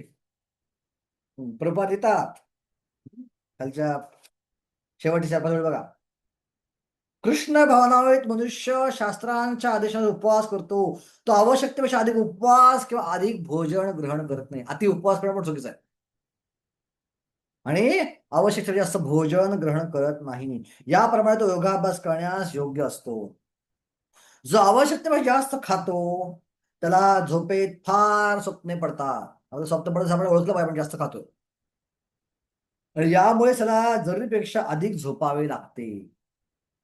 जो 24 तासांपैकी 6 तासांपेक्षा अधिक झोपतो, माझं वाक्य नाही बरं का, सांगतो, मला शिवाय ठेवू नका. जो प्रभुपाद लिहित आहे, जो 6 तासांपेक्षा अधिक झोपतो तो निश्चित तमोगुणाद्वारे प्रभावित झाला आहे. तमोगुणी मनुष्य आळशी, अतिशय निद्रोन्मुखी असतो. असा मनुष्य निष्काम कर्म, ध्यान, ज्ञान आणि भक्ती कोणताही योगयुक्त होऊ शकत नाही. सो या नियमांचं पालन करणं भक्ती वगैरे आपण तेवढंच आवश्यक आहे. ओके. सो ऍक्च्युली आपल्या सकाळचे 16 माळा आहेत ना, ते सुरुवात आदल्या दिवसापासून होते. आदल्या दिवशी आपण कसं सेवा केली आहे, आदल्या दिवशी आपण कसे अपराधरी जगलो आहोत, किती संतुलित आहार घेतला आहे, किती संतुलित झोप घेतली आहे, या सगळ्याचा परिणामही सकाळी आपण 16 माळा व्यवस्थित करू शकतो. आपण आदला दिवस व्यवस्थित घालवलं नसेल तर सकाळी 16 माळा पण व्यवस्थित होणार नाही. आता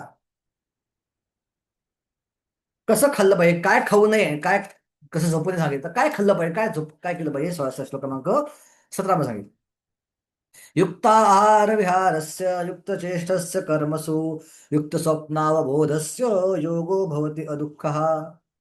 जो मनुष्य आपला आहार, निद्रा, विहार, कर्मणूक आणि कर्म करण्याच्या सवयीत नियमित असतो तो योगाभ्यासाद्वारे सर्व संसारिक दुःखांचे निदान करू शकतो. तर योगो भवति अदुःख, अदुःख म्हणजे दुःखांचे निदान, त्याला दुःख होत नाहीत जर लाईफस्टाईल बॅलन्स असेल तर. आजच्या जीवनात मॅक्सिमम समस्या लोक का भोगतायत? Because lack of balance lifestyle, समतोल जीवनशैलीचा अभाव. ओके. हे आजच्या जीवनात दुःखी व्हायचं सगळ्यात महत्वाचं कारण आहे. बरीचशी लोक अशी आहेत समाजामध्ये जे सूर्य उगवताना पाहत नाहीत, हे सूर्य उगवताना पाहिलेलंच नाही मुंबईमध्ये. अशी भरपूर माणसं आहेत. का बरं? कारण का रात्री 9 वाजता ऑफिसमधून यायचं, 12-1 पर्यंत जागायचं टीव्ही बघत, मग झोपायचं, मग सकाळी 7-8ला उठायचं. 8ला उठल्या उठल्या घरामध्ये एसी असतो त्या, आणि सगळ्या काचा गॉगल ग्लास लावले असतात, सगळं ट्यूबलाईट सगळं असतं, मग घराच्या बाहेरचा प्रश्न येत नाही. एसी रूम मधून एसी टॉयलेटमध्ये जायचं, एसी टॉयलेट मधून नाश्ता करून एसी कार मधून एसी ऑफिसला यायचं. Artificial AC, artificial flights. त्या सूर्य न बघितले भरपूर माणसं आहेत, सूर्य उगवताना न बघितली मुंबईमध्ये. तर समतोल जीवनशैली ही आजच्या जीवनशैलीमध्ये खूप ही मिसिंग आहे, की त्यामुळे मनुष्य हा दुःखी होतो. बरोबर लिहितात की अव्यर्थ कालत्व कृष्ण भावनावत मनुष्य हा भगवत सेवेमध्ये युक्त झाल्या वाचून आपला वाया गेलेला एक क्षणही सहन करू शकत नाही. म्हणून तो केवळ अत्यावश्यक आहे तेवढेच झोपतो. यात आदर्श म्हणजे श्रील रूप गोस्वामी आहे. श्रील रूप गोस्वामी निरंतर कृष्ण सेवेमध्ये मग्न राहायचे आणि 2 तासांपेक्षा अधिक कधीच झोपत नसत, आणि काही वेळा तर 2 तासही नाही. हरदास ठाकूर आपल्या जपमाळेत प्रतिदिन 3 लाख वेळा जप केला वाचून प्रसाद ग्रहण करत नसत किंवा झोपतही नसत. कर्मांचा विचार केल्यास कृष्ण भावनात मनुष्य हा श्रीकृष्णाशी असंबंधित असे कोणतेही कार्य करीत नाही, म्हणून त्याचे कर्म कधीच इंद्रियतृप्तीमुळे कलुषित होत नाही. इंद्रियतृप्तीचा प्रश्न उद्भवत असल्यामुळे कृष्ण भावनात मनुष्याला फावला वेळ कधीच असत नाही. आपला जर फावला वेळ असेल तर एखाद्यावर कृष्ण भावना भवित नाही. आम्हाला ब्रह्मचारी धोक्याची घंटा आहेत. म्हणजे परमपूज्य महाराज राधा महाराज म्हणतात, if Brahmachari has spare time he is in most dangerous situation. एखाद्या ब्रह्मचार्याचा मोकळा वेळ आहे तर ओळखायचं तो खूप भयानक धोक्यामध्ये आहे. तर का empty mind is devil's workshop. मोकळं मन हे शैतानाचं घर असतं. सो गृहस्थांसाठी इक्वली ऍप्लिकेबल आहे की आपण जर आपल्याकडे भरपूर वेळ मोकळा पडलाय, बोर होतं म्हणजे काय, बोर्डम. आजकाल एक मोठा रोग झाला बोर्डम हा. बोर्डम का होतं लोकांना, का बरं लोकांना बोर होतं, फार बोर. सो बोर्ड म्हणजे काय, भरपूर वेळ आहे ऍक्टिव्हिटी नाहीये कारण, तर म्हणतात बोर होणं. सो बोर्डम का होतं, कारण तो कृष्ण भावनावित नाहीये. जर तो कृष्ण भावना भावित असेल, त्याला माहिती आहे माझ्याकडे वेळच नाहीये, प्रत्येक क्षण मला कृष्णाच्या सेवेत घालवायचा आहे. विचार हा डोक्यात आहे, कसा प्रत्येक क्षण मी भगवंताच्या सेवेत घालवी, तर अव्यर्थ कालत्व असं म्हणतात. ओके. मग आता कधी लोक प्रश्न विचारतात की अव्यर्थ काल म्हणजे पूर्वी 24 तास आम्हाला जॉब करणं शक्य नाहीये, जरी वेळ मिळाला भरपूर तर पण नाही करू शकत, तो क्षमता नाही 24 तास जप करायची. अव्यर्थ काल म्हणजे जरूर केवळ जप करत बसलं पाहिजे. वेगवेगळ्या क्रिया आपण करू शकतो. थोडा वेळ जप करा, जप जप करून थोडा कंटाळा आला की थोडं वाचन करा, थोडं श्रवण करा, थोडी सेवा करा विग्रहांची, थोडा प्रचार करा, परत थोडा जप करा. अशा प्रकारे वेगवेगळ्या क्रिया बदलून आपण मनाला येणं केलं प्रकारनं भक्ती मार्गामध्ये, केंद्र भक्ती मार्गामध्ये लावू शकतो. आणि म्हणूनच प्रभुपादांनी बऱ्याच सेवा आणि बऱ्याच गोष्टी आपल्याला दिलेल्या आहेत. केवळ जप करा सांगितलं नाही. केवळ जप करणं पुरेसं आहे. जो केवळ 24 तास हरे कृष्ण जप करतो त्याला काहीही करायची गरज नाही, तो भगवंतामध्ये जाऊ शकतो. पण ते शक्य नाही आपल्याला रजगुण आणि तमगुणामुळं. रजगुण आणि तमगुण शुद्ध करायचं असेल तर इतर कार्यात आपण आपली इंद्रिय गुंतवली भक्तिमय कार्यामध्ये, तर ऑटोमॅटिक मन हळूहळू त्या कार्यामध्ये लागू शकतो. ओके. येस वैशाली माता. हरे कृष्ण प्रभूजी. प्रभूजी मला एक चुकीची सवय आहे की मी म्हणजे दिवसातून एकदा तरी होतं की मोबाईल हातात आला की मी वेळ वाया जातो माझा, असंच 1 तास जातो आणि नंतर खूप वाईट वाटतं मला, आणि परत तीच चूक मी दुसऱ्या दिवशी पण करते. ह्याच्यातून कसं मी बाहेर पडू? ते मराठीमध्ये गाणं आहे ना, मन उधाण वाऱ्याचे, मन गुंज पावसाचे, लहानपणी ऐकलं होतं गाणं. त्यामध्ये कोवळ येते, जाणते तरी हे पुन्हा पुन्हा का चुकते, मन उधाण वाऱ्याचे. आपल्या मनाला माहिती मी चुकीचं करतोय का, तरी पण पुन्हा पुन्हा ते चुकते. ज्या अवस्थेत माता तुम्ही चाललाय त्यातनं प्रत्येक जण चालला आहे. कोणी इथं या ग्रुप मधला असेल जो त्यातनं अवस्थेत गेलं नाही, की हे डबडं हातामध्ये आलं की वेळ जातोच जात. पण म्हणून आपण काय केलं पाहिजे की मोबाईल हातात आला की आपल्याला मोबाईल हातात यायच्या आधीच आपल्या दिवसाचं प्लॅनिंग असलं पाहिजे की मला दिवसामध्ये कोणत्या कोणत्या भक्तिमय क्रिया करायच्या आहेत. एक मनाला असं मागच्या वेळी म्हटलं तरी मनाला जर संयमित करायचं मला टार्गेट असते पाहिजे.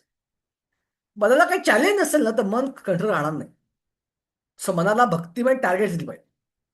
येस, आजच्या दिवसामध्ये मला हे 2 श्लोक पाठ करायचे आहेत काय झालं तरी. आजच्या दिवसामध्ये मला एवढ्या एवढ्या माळा पूर्ण करायच्या आहेत. आजच्या दिवसामध्ये मला एक तरी भागवतमचा अध्याय वाचायचा आहे. आजच्या दिवसामध्ये मला एका व्यक्तीचं तरी भगवद्गीतेशी बोलायचं आहे. आजच्या दिवसामध्ये मला एक तरी दीक्षित महाराजांचं ऐकायचं आहे किंवा आपल्या शिक्षागुरूचं ऐकायचं आहे किंवा रेकॉर्डिंग ऐकायचं आहे भक्तिशास्त्रीचं, जे काय असेल ते. आजच्या दिवसात मला विग्रहांचं सुंदर ड्रेसिंग करायचं आहे. असे टार्गेट्स आपण सेट केले दिवसामध्ये की या दिवसामध्ये हे करीन, या दिवसामध्ये हे करीन, या दिवसामध्ये हे करीन. तर हातात मोबाईल मन म्हणतं टार्गेट आहे समोर, हे सोड जरा. ओके, आणि मग आपण ते टार्गेट पूर्ण करण्याकडे जातो आणि ऑटोमॅटिक टार्गेट खाली नकळतपणे भक्ती मार्गामध्ये लागतो. हा एक उपाय आहे. पण ओव्हरऑल माताजी मोबाईल पासून दूर जायचं असलं आपल्या भक्ती मार्गात टेस्ट वाढवली पाहिजे. जशी हायर टेस्ट वाढेल ना लोअर टेस्ट ऑटोमॅटिक कमी होत जाते. ओके, जसं आपण फास्टिंग करतो, उपवास करतो, तसं आपण काही काळ मोबाईलपासून उपवास केला पाहिजे. आपण संकल्प करायचा की सकाळी माझ्या 16 माळा पूर्णपर्यंत मोबाईलला हात लावणार नाही. प्रसाद घेताना मोबाईलला हात लावणार नाही. क्लास देत असताना अगदी इमर्जन्सी असेल तरच एखादा कॉल मी उचलणार, नाही तर मी मोबाईलला हात लावणार नाही. वाचन करत असताना अगदी इमर्जन्सी असेल तर मी फोन उचलणार किंवा प्रचारकांना विशेषतः काही मेसेज आली तर अटेंड करायला तर लोकांना वाईट वाटतं लोकांना रिप्लाय दिले तर लोकांना, तर तेवढ्यापुरतं रिप्लाय देणार, अन्यथा मोबाईलला हात लावणार नाही. मोबाईल ही माया आहे. प्रत्येक जण मायासकट सगळे त्यामुळे अफेक्टेड आहेत. मी काय त्यातनं वेगळा नाहीये. पण माझा वैयक्तिक अनुभव हाच आहे की टार्गेट जर ठेवले मनाला आपण, कारण आता साधना अवस्थेमध्ये आपलं मन आपण भक्तिमार्गात लावू शकत नाही. जोपर्यंत निष्ठा स्तरावर आपण जाणार नाही, अनर्थ निवृत्तीवर मन लागणारच नाही भक्ती मार्गावर. सो अनर्थ निवृत्ती स्तरावर भक्ती करणं म्हणजे काय, आपली इंद्रिय भक्ती मार्गात लावणं आणि इंद्रियाद्वारे मनाला चांगले संकेत देत राहणं, चांगले संस्कार देत राहणं. मन लावू शकत नाही पण इंद्रिय तर लावू शकतो, मन भरकडते. सो इंद्रियानं टार्गेट दिले पाहिजे. डोळ्याला, कानाला हे करायचं हे करायचं हे करायचं असं करत आपण त्या गोष्टीपासून दूर जाऊ शकतो. ठीक आहे. ही प्रभूजी माझी काही सेवा असते मोबाईल मध्येच करावी लागते ती. मग तेव्हा त्याच वेळेला हे होतं, सेवा झाल्यानंतर थोड्या वेळ बघूया असं, आणि हे दररोजच होतं माझ्याकडून.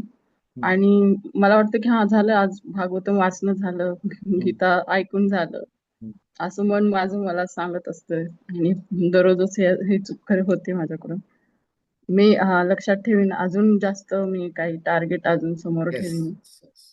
धन्यवाद प्रभूजी. ओके ओके, आता योगाची अशा प्रकारे प्रॅक्टिस केल्यानंतर श्लोक क्रमांक 18 ते साधारण श्लोक क्रमांक 24 पर्यंत योगाची परफेक्ट अवस्था, योगारूढ अवस्थेची अशा प्रकारे प्रॅक्टिस केली आपण, तर परफेक्ट अवस्था योगाची काय हे श्लोक 18 ते 24 पर्यंत सांगितलेलं आहे. ओके, श्लोक 18 बरोबर.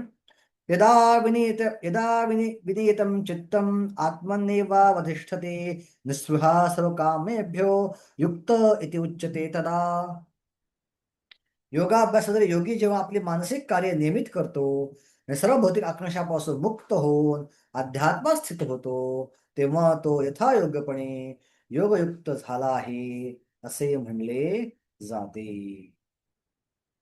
सो कुठली कार्य नियमित करायची आहेत? शारीरिक कार्य नियमित ऑलरेडी झाली आहेत, असं बसून नाकावर बघून शरीराची कार्य ऑलरेडी नियमित झाली आहेत. पण कोणती कार्य नियमित करायची आहेत? मानसिक कार्य. शरीराचे नियंत्रित कर मनाकडे जायचं आहे आणि मानसिक कार्य नियंत्रित करायचं आहे. आणि ज्यावेळी मानसिक कार्य नियंत्रित होतात, व्यक्ती भौतिक आकांक्षांपासून पूर्ण मोकळ होतो आणि तो अध्यात्म स्थित आहे असे म्हणले जाते, तेव्हा तो योगयुक्त आहे असे म्हणले जाते. तर तात्पर्य सुंदर श्लोक. सवयी मन कृष्ण पदारविंदयो. बघा साधना भक्ती कशी करायची, हे अमरीश महाराजांचं उदाहरण उत्तम आहे. अमरीश आपलं मन कुठे झालं? भगवंता चरणाशी. वाचांश वैकुंठ गुणानुवरण, आपली वाचा कशात लावली? भगवंताचं गुणगान करण्यामध्ये. बोलायची प्रत्येकाला सवय आहे, बडबड बडबड करायची प्रत्येकाला सवय आहे. बडबड करायची आहे ना, भगवंताचं गुणगान करा, भगवंताविषयी बोला. करो हरेर मंदिर मार्जनाधीशो, राजा होता तरी पण रोज हातात झाडू घेऊन मंदिर झाडायचा. करो हरेर मंदिर मार्जनाधीशो. श्रुतीम, कान, पिक्चरची गाणी कशी नाही. श्रुतीम चकारत अच्युत सत कथोदय, भगवंताविषयी ऐकण्यासाठी. मुकुंद लिंगालय दर्शना दृशो, डोळ्यांचा वापर सुंदर भगवंताच्या विग्रहाचं दर्शन घेण्यासाठी. तद्भुत्ते गात्र स्पर्शांग संवाद, स्पर्श करायचा आहे ना, भगवंताच्या भक्तांना आलिंगन द्या, इतर कोणाला आलिंगन देऊ नका. घ्राणम च तत्पाद सरोज सौरभे, नाकाचा वापर त्यांच्या पायावर तुळशी आहे त्यातनं येणारा वास घेण्यासाठी. श्रीमद तुलस्या मरसलाम अर्पिता, पादो हरे क्षेत्र पदार्थ, पायाचा वापर कुठे करायचा, तीर्थक्षेत्री जाण्यासाठी. शिरो ऋषिकेश पदाभिवंदने, डोक्याचा वापर भगवंतांना दंडवत करण्यासाठी. कामम तु दास तू काम कामया, इच्छा कुठली करायची, फक्त भगवंताची दास्यत्वाची, कुठल्याही भौतिक लाभाची इच्छा नाही. यद उत्तम श्लोक जनाशयती, आणि मैत्री कोणाशी करायची, फक्त उत्तम श्लोक जन आश्रय, म्हणजेच भगवंताच्या भक्तांशी. अशा प्रकारे इंद्रिय लावली आणि पुढे मन पण भक्ती मार्गात लागून जातं. ओके, श्लोक क्रमांक 19. पुढची परफेक्ट अवस्थाचं वर्णन केले. आता हे परफेक्टेड अवस्था आहे योगाची, याचं काय अॅनालॉजीद्वारे वर्णन केलं. यथा दीप निवातस्थो नेंगते सोपमा स्मृता, योगिनाम चित्तस्य युंजतो योगमात्मनः. काय तुलना केली आहे, जसे वाऱ्याचे संचलन त्या ठिकाणी, वाऱ्याचे संचलन आहे त्या ठिकाणी दीप संथपणे तेवत राहतो, त्याप्रमाणे संयमित मनाचा योगी आत्मतत्वावरील आपल्या ध्यानामध्ये सदैव स्थिर असतो. आपल्या चित्ताची किंवा कॉन्शियसनेसची किंवा आपल्या चेतनेची तुलना केली आहे ज्योतिषी, पणतीच्या किंवा मेणबत्तीच्या ज्योतिषी. आणि मेणबत्ती ज्योत स्थिर राहते का अशी कधी, अशी अशी हलत असते का, तिथं वारा असतो. सो वारा म्हणजे काय आहे, हा वारा म्हणजे आपल्या आकांक्षा आणि इच्छा. सो आपली चेतना जी आहे ती आपल्या आकांक्षा आणि इच्छांच्या वाऱ्यावर डोलत असते, अशी अशी अशी अशी अशी, एकदा ही इच्छा, एकदा ही इच्छा, एकदा ही इच्छा, एकदा ही इच्छा. पण जो परफेक्टेड योगी कोण आहे, जर वारा काढून घेतला, ओके, खोलीमध्ये वाहणारा वारा अजिबात नाही आहे, तर ती ज्योती जी पेटेल ती अजिबात हलणार नाही, ती स्थिर राहील एका ठिकाणी. त्याचप्रमाणे ज्या योगारूढ व्यक्ती चित्त स्थिर झालं आहे त्याला ओळखायचं की त्याची योगारूढ अवस्थेत प्रगती होऊन आता परफेक्शन कडे गेलेला आहे. ओके, आता परफेक्शन वरती गेल्यानंतर समाधी अवस्था काय, दोन प्रकारचे समाधी आहेत, संप्रज्ञात समाधी, असंप्रज्ञात समाधी. संप्रज्ञात समाधी म्हणजे काय, तर संप्रज्ञात समाधी म्हणजे तो ज्ञानाद्वारे मुक्ती अवस्थेत स्थित आहे, त्याला ज्ञान झाले की मुक्ती अवस्था काय आहे, आणि त्या ज्ञानाद्वारे तो हळूहळू त्या अवस्थेत स्थित व्हायला लागलाय. पण बाह्यात कार्य तो आसक्त काही गोष्टींचे आहे. पण असंप्रज्ञात समाधी म्हणजे त्याचा संपर्क भौतिक गोष्टींशी पूर्णपणे तुटलेला आहे, त्याला म्हणतात असंप्रज्ञात समाधी. तर हे श्लोक क्रमांक 20, 21, 22 आणि 23 हे 4 श्लोक जे आहेत हे योगाची असंप्रज्ञात समाधी अवस्था काय त्याचं वर्णन करत आहे. ओके, एक मिनिट पाणी पितो.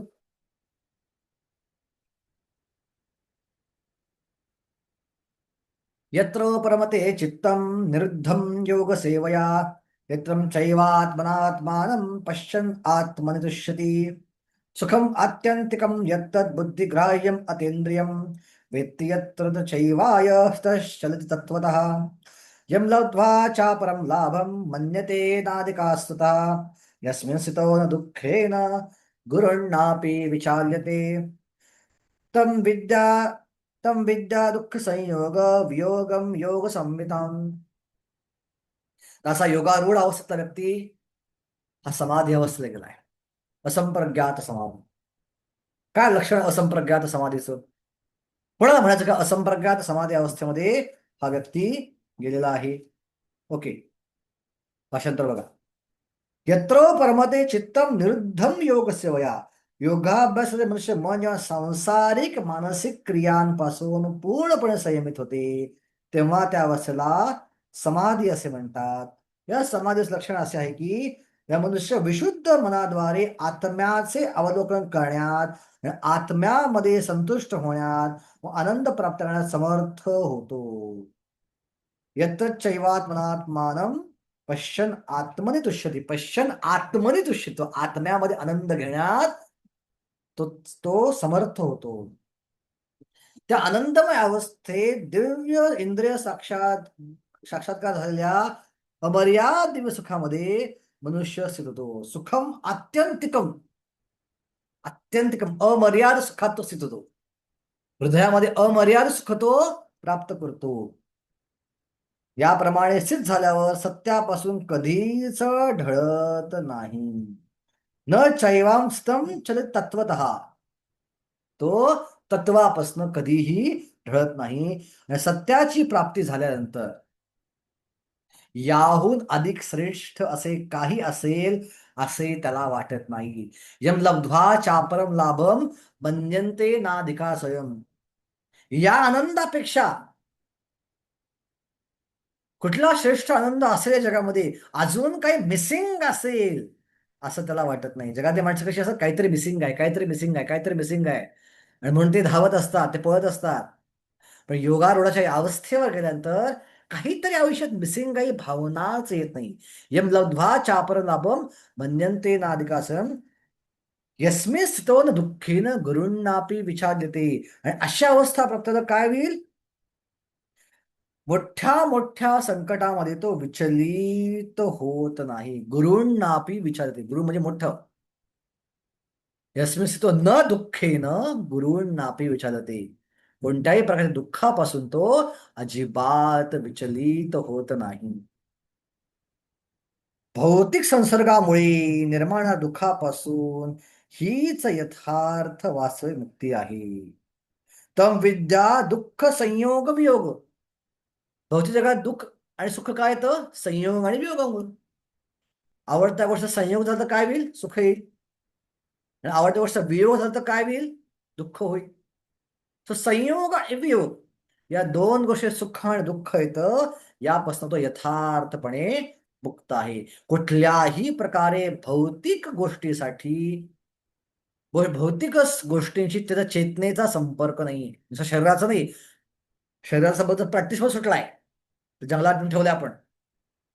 मनाला आणतोय नाकावर ठेवून भगवंतावरती, भगवंताचं ध्यान करतोय, नाकावर मनाला ठेवून भगवंताच्यावर ध्यान करतोय. शरीर सुटले, मन सुटले, आता चित्त. चित्त ही पूर्णपणे इतक्या आनंदामध्ये स्थित झालंय या समाधी अवस्थेमध्ये की कोणत्याही बाह्य गोष्टीवर चित्त जात नाहीये. ही वास्तविक मुक्ती आहे. याला म्हणतात असंप्रज्ञात समाधी. समाधी अवस्था आहे. ओके, तर मी जे म्हटलं संप्रज्ञात समाधी, असंप्रज्ञात समाधी, तर प्रभुपाद काय सांगतायत?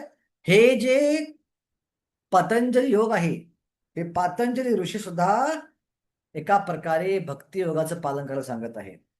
ओके, तर दुसऱ्या परिषदात बघा, निर्वाण. प्रभुपाद देतात निर्वाण किंवा भौतिक अनंतानंतर आध्यात्मिक क्रियांची किंवा कृष्ण भावना म्हटल्या जाणाऱ्या भगवत सेवेची अभिव्यक्ती होते. श्रीमद भागवत शब्दात स्वरूपेण व्यवस्थित, अर्थात आत्म्याचे हेच वास्तविक जीवन आहे. भौतिक दोषांमुळे दूषित झालेल्या आध्यात्मिक जीवनाच्या अवस्थेला माया असे म्हणतात. या भौतिक विषयापासून मुक्त होणे म्हणजे जीवाच्या मूळ शाश्वत स्वरूपाचा विनाश नव्हे. या गोष्टीचा स्वीकार पातंजलांनी कैवल्यम स्वरूप प्रतिष्ठिता वा चित्त शक्ती या शब्दात केला आहे. कैवल्यमचा अर्थ काय? लोक म्हणतात कैवल्यम म्हणजे मुक्त होणं आणि भगवंताच्या ज्योतीमध्ये विलीन होणं. पण कैवल्यमचा अर्थ आहे स्वरूप प्रतिष्ठिता, स्वतःच्या शाश्वत रूपात स्थित होणे. बघा, पातंजली ऋषी सुद्धा निर्विशेषवाद मान्य केला नाही. आपला आध्यात्मिक ग्रुप आहे त्यांनी सुद्धा मान्य केलं आहे. आणि चित्त शक्तरती, चित्त शक्तीमध्ये रत होणं म्हणजेच भगवत भक्तीमध्ये रत होणं. ही चित्ती शक्ती किंवा दिव्य आनंद म्हणजेच वास्तविक जीवन आहे. आणि ह्यालाच काय म्हणले वेदांतामध्ये, आनंदमयो अभ्यासा. आणि हेच योगाचे अंतिम ध्येय आहे.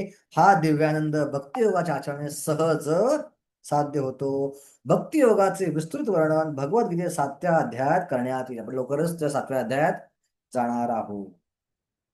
सो या अध्यायामध्ये वर्णन केल्यामुळे संप्रज्ञात समाज आणि असंप्रज्ञात समाज दोन प्रकार आहेत. जेव्हा मनुष्य तात्विक अन्वेषण दिव्य स्थितीमध्ये स्थित होतो तेव्हा त्याने संप्रज्ञात समाधी प्राप्त केल्याचं म्हणले जाते. फक्त तत्वाद्वारे स्थित आहे पण ऍक्च्युअली चेतना स्थित झाली नाही आहे. असंप्रज्ञात समाधीमध्ये सांसारिक आनंदाशी मुळीच संबंध राहत नाही. आणि ह्या श्लोकात ते सांगितलंय. तर या अवस्थेत मनुष्य इंद्रियापासून प्राप्त होणाऱ्या सर्व प्रकार सुखांच्या पलीकडे गेलेला असतो.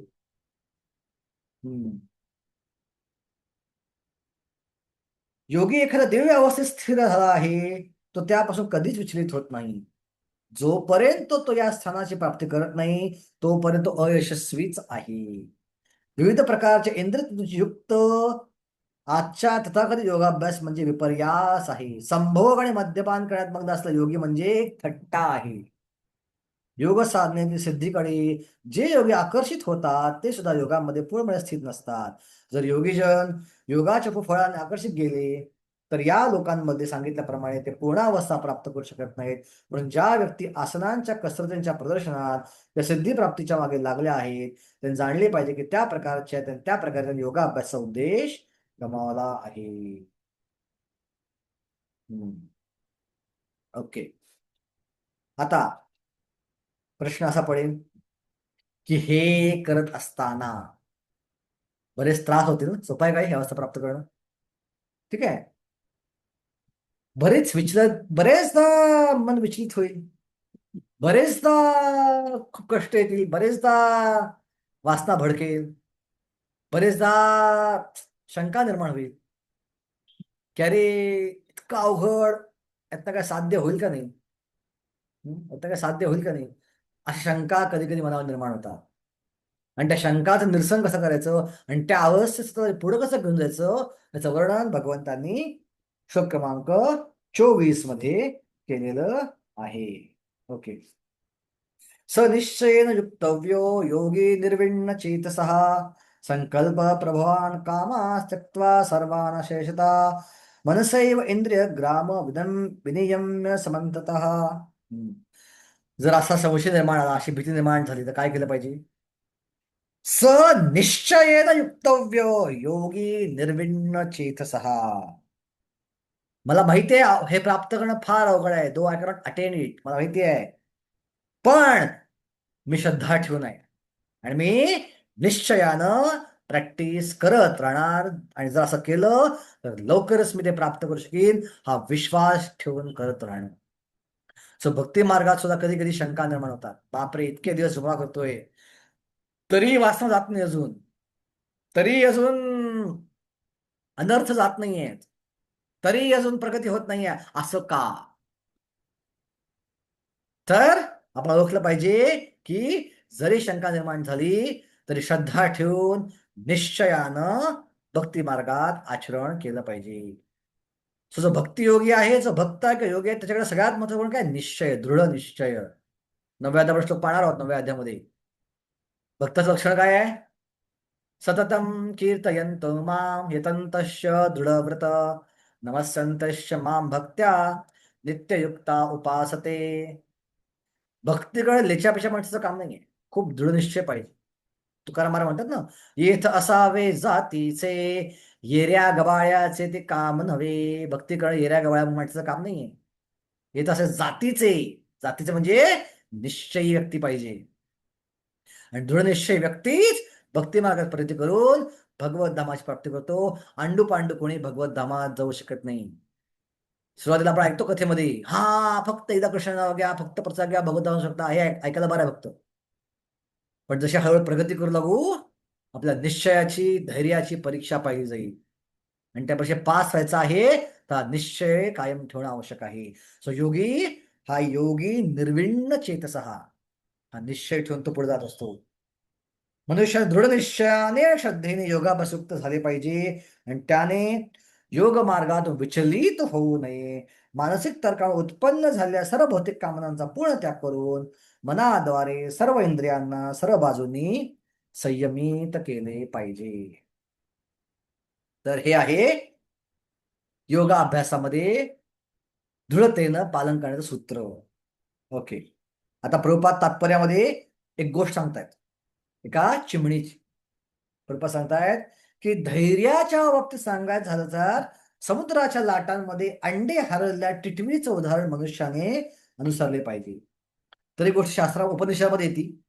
एका टिटवीने समुद्र किनाऱ्यावर आपली अंडी घातली होती. टिटवी म्हणजे आपली चिमणी आजच्या काळात.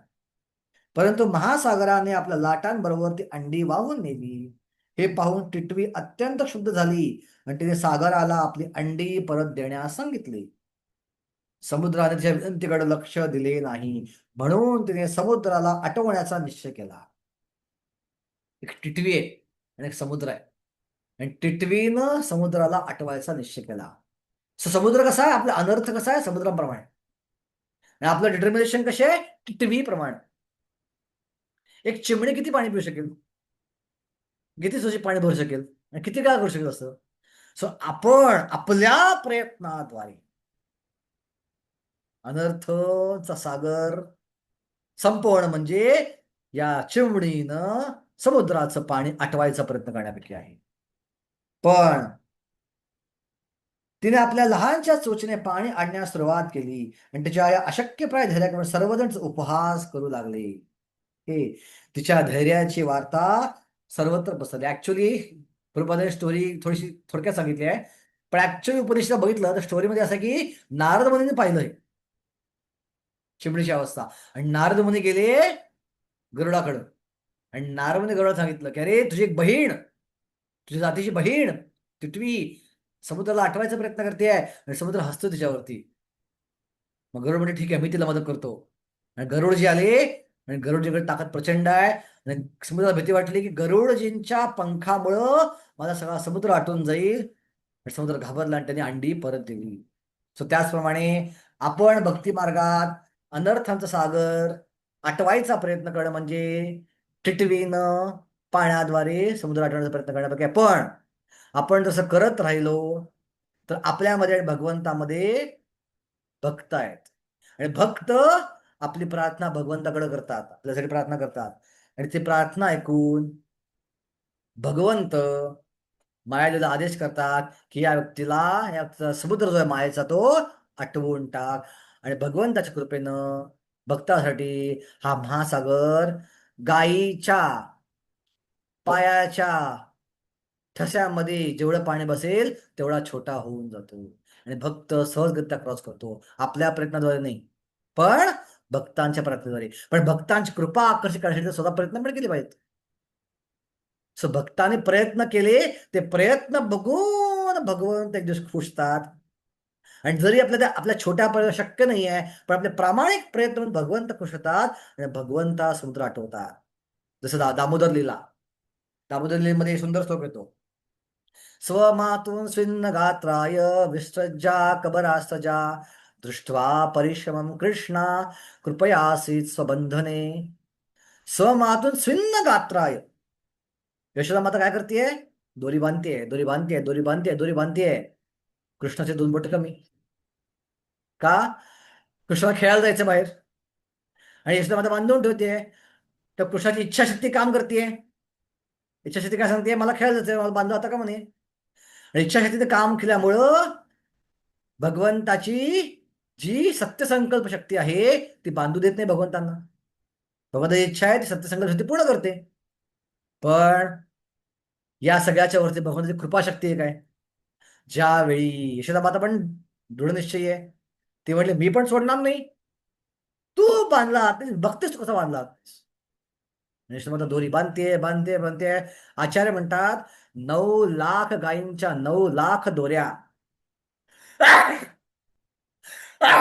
सॉरी, या 9 लाख गायींच्या 9 लाख दोऱ्या यशोदा बांधल्या, आणि त्या बांधता बांधता बांधता त्याची घामे घूम झाली. ठीक आहे. स्वमातृ स्विन्न गात्राय, त्याचे वस्त्र जे आहे ते सुटू लागले. स्विन्न गात्राय, ओले झाले घामावळ. विसृज्या कबरा सुजा, दृष्टवा परिश्रम कृष्णा. तिचे वस्त्र हाला लागले आहेत, आता अंगावर सुटायला लागले आहेत, घामे घुम झाली आहे, आणि हे परिश्रम भगवंतांनी पाहिजे. दृष्टवा परिश्रम कृष्णा आणि ठरलं बास, आता कृपा देणं आवश्यक आहे. कृपया असित स्वबंधने. आणि स्वतः कृष्ण आपल्या कृपेमुळे बांधले गेले. भगवंताची कृपाशक्तीवर आली, आणि कृपाशक्तीला आदेश दिल्यावर इच्छाशक्ती आणि सत्यसंकल्प शक्ती दोन्ही गप बसल्या, आणि त्या भक्ताच्या इच्छेपुढे भगवंत बांधले गेले. सो आपण स्वतः भगवत प्राप्ती करणं अशक्य आहे. आपले प्रामाणिक प्रयत्न आचार्यांच्या इच्छेनुसार करत राहिलो तर आचार्यांची कृपा आपल्याला आकर्षित करू. आचार्य भगवंताकडं प्रार्थना करतील, आणि आचार्य भगवंताकडे प्रार्थना केली तर मात्र भगवंत आपला समुद्र कृपा शक्तीनं आटवून टाकतील. एक महत्वाचा फोन आला, 1 मिनिट मी घेतो जस्ट. हरे कृष्ण. हरे कृष्ण. सॉरी, क्षमा असावी, महत्वाचा फोन होता, घेणं भाग होतं. विचलित, मन स्थिर नाहीये, हे असं कारण आहे. मोबाईल असल्यामुळे मन स्थिर नसतं माझ्या. कथेमध्ये मन स्थिर नाही. ओके. तर त्याचप्रमाणे आपणही आपल्या 16 माळा रोजच्या रोज करत राहिलो, किती त्रास होतोय, किती कष्ट होत आहेत, किती मन राहत नाही एका जागी स्थिर, मन विचलितय, करायची इच्छा होत नाहीये, पण मी करणार, माझ्या गुरुने सांगितले म्हणून, माझ्या काउन्सिलरने सांगितले म्हणून, प्रभुपादांनी सांगितले म्हणून मी करणार. असं केल्यावर काय होईल, हळूहळू हळू भगवंताचं मन पण कृपा शक्तीनं भरून जाईल, आणि त्याची कृपा आपल्यावर पडेल, आणि भगवंत आपल्या हृदयामध्ये बांधले जातील. ओके. 25वा श्लोक. शनय शनय उपरमेत बुद्ध्या धृतगृहीतया आत्मसंस्थं मनम कृत्वा न किंचित अपि चिंतयेत.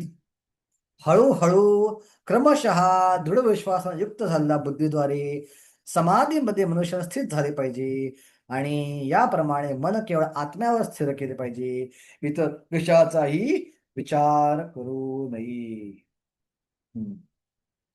समजा हे करत असताना मन बिथरलं, मन थोडं विचलित झालं, तर काय केलं पाहिजे, तर ते सांगितलंय श्लोक क्रमांक 26 मध्ये.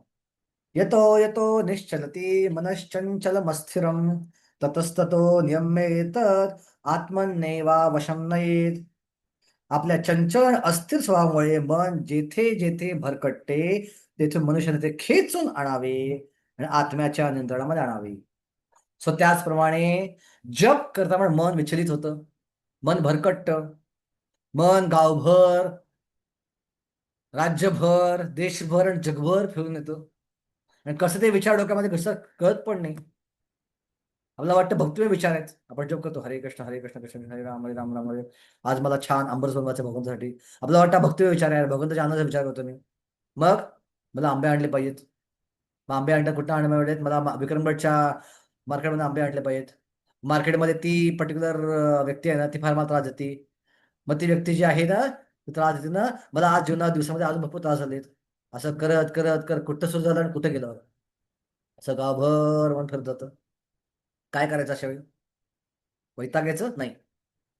जे गेलं, आणि हे करत आपल्या किती माळा संपतात मला कळत पण नाही. 3-4 माळ्या संपल्या, माळा खेचतो आपण, हरे कृष्ण बाहेर चाललंय, आतमध्ये चाललंय सगळं. काय करायचं अशावेळी, भरपूर सांगतात जे गेलं तर गेलं, परत मनाला आणायचं, परत मला जागेवर आणा, एक मंत्र ऐकायचा प्रयत्न करा.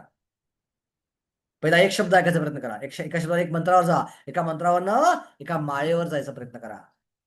सो हळूहळू आत्ता करंटली जो मंत्र बोलतोय तो ऐकेल, पुढचं पुढे गेलं, जे मागचं गेलं ते गेलं, जे पुढचं होईल ते होईल. आत्ता मी फक्त एक मंत्र व्यवस्थित ऐकायचा प्रयत्न करेन. हा ऐकला का मंत्र, बस मला वाटतं थांब, आता पुढचा एक मंत्र ऐक, फक्त थांब जरा, पुढचा एक मंत्र ऐकतो. असं करत करत करत करत करत हळूहळू मला परत खेचून घ्यायचं, परत मन भरकट परत खेचायचं, परत खेचायचं.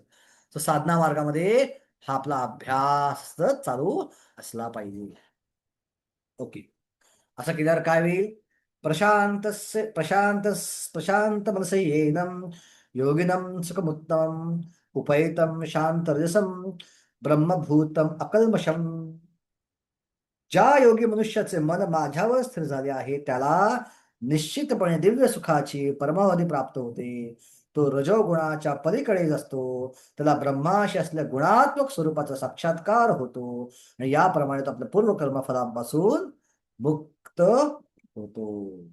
ही दिव्य अवस्था प्राप्त होते बघा. युञ्जैनैव सदात्मानं योगी विगत कल्मषा सुखेन ब्रह्मसंस्पर्शम अत्यंतम सुखमश्नुते. आणि आता फायनली हे सगळं केल्यानंतर फायनल सक्सेस, अष्टांग योगाचा फायनल सक्सेस काय आहे? अष्टांग योगाचा फायनल सक्सेस आहे मुक्ती प्राप्त करणं, आणि त्याच्या श्लोकामध्ये सांगितलं आहे. याप्रमाणे योगा अभ्यासामध्ये निरंतर युक्त असलेला योगी सर्व भौतिक दोषातून मुक्त होतो आणि भगवंताच्या दिव्य प्रेमळ सेवेमध्ये परिपूर्ण सुखाच्या परमोच्च अवस्थेची प्राप्ती करतो. ब्रह्मसंस्पर्श अत्यंतम सुखवासते. शब्दशः अर्थ घेता म्हणायचं काय आहे? तो ब्रह्म ज्योतीमध्ये विलीन होतो. पण प्रभुपाद त्याला भक्तीमध्ये ग्रहण करताय की तो भगवंताच्या सेवेमध्ये लागतो. पण दुर्दैवानं फारच कमी योगी, जसं मगाशी म्हणलं मी, 0.01% योगी पण सेवा करायचा विचार करतो. बाकी सगळे योगी हे विलीन व्हायचा प्रयत्न करतात. ओके, आता योग्याने मुक्त अवस्था प्राप्त केली आहे. ठीक आहे, त्याचं काय लक्षण आहे? तर ते श्लोक क्रमांक 29, 30 आणि 31 मध्ये सांगितलेलं आहे. 29, 30 आणि 31 मध्ये. सर्वभूतस्थमात्मानं सर्वभूतानि चात्मनि इक्षते योगयुक्तात्मा सर्वत्र समदर्शनः. वास्तविक योगी सर्व प्राणीमात्रांमध्ये मला पाहतो आणि सर्व प्राणीमात्रा सुद्धा माझ्यामध्ये पाहतो. निस्संदेह आत्मसाक्षात्कारी व्यक्ती मला सर्वत्र पाहतो.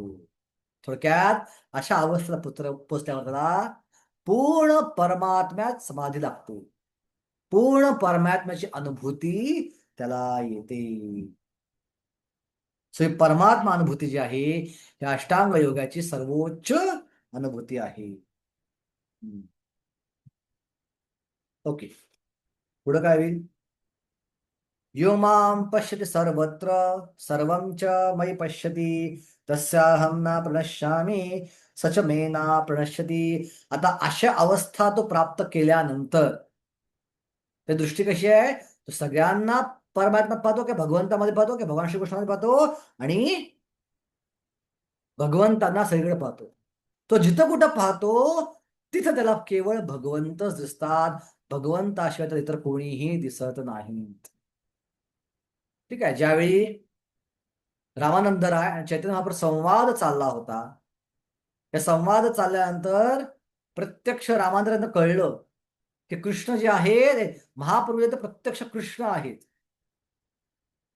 आणि रामानंद म्हणले की ज्या अर्थी माझ्याकडे तुम्ही एवढं वधवून घेऊ शकला, राधारण्याची एवढी गुरुवीज, तर रामानंदराय महाप्रभू संवादामध्ये खूप गुप्त गोष्टी भक्तीला सांगितल्यात रामानंदरायांनी, ज्या प्रत्यक्ष महाप्रभू त्यांच्याकडे वधवून घेतल्या होत्या. आणि इंटरेस्टिंगली रामानंदराय कोण आहेत? अर्जुन आहेत, आणि महाप्रभू कोण आहेत? कृष्ण आहेत. सो गीतेमध्ये कृष्ण अर्जुनाशी बोलतायत, चैतन्य चरितामृतमध्ये अर्जुन कृष्णाशी बोलतो रामानंदरायाच्या रूपामध्ये. सो रामानंदरायकडे एवढं वधवून घेतल्यानंतर रामानंदराय कळलं की हे बोलणं मला अशक्य होतं, हे केवळ चैतन्य महाप्रभूंच्या कृपेमुळे शक्य झालेलं आहे. आणि म्हणून रामानंदराय म्हणले की तुम्हीच कृष्ण आहात हे मला जाणीव झाली आहे. आणि चैतन्य महाप्रभूचा अवतार जो होता तो छन्न अवतार होता. लोकांसमोर आपलं अवतार रूप प्रकट करायचं होतं, म्हणून महाप्रभू काय म्हणते? विष्णू विष्णू विष्णू विष्णू. आणि तेव्हा म्हटले ऍक्च्युली तू महान योगी आहेस. पण योगाची अवस्था काय असते?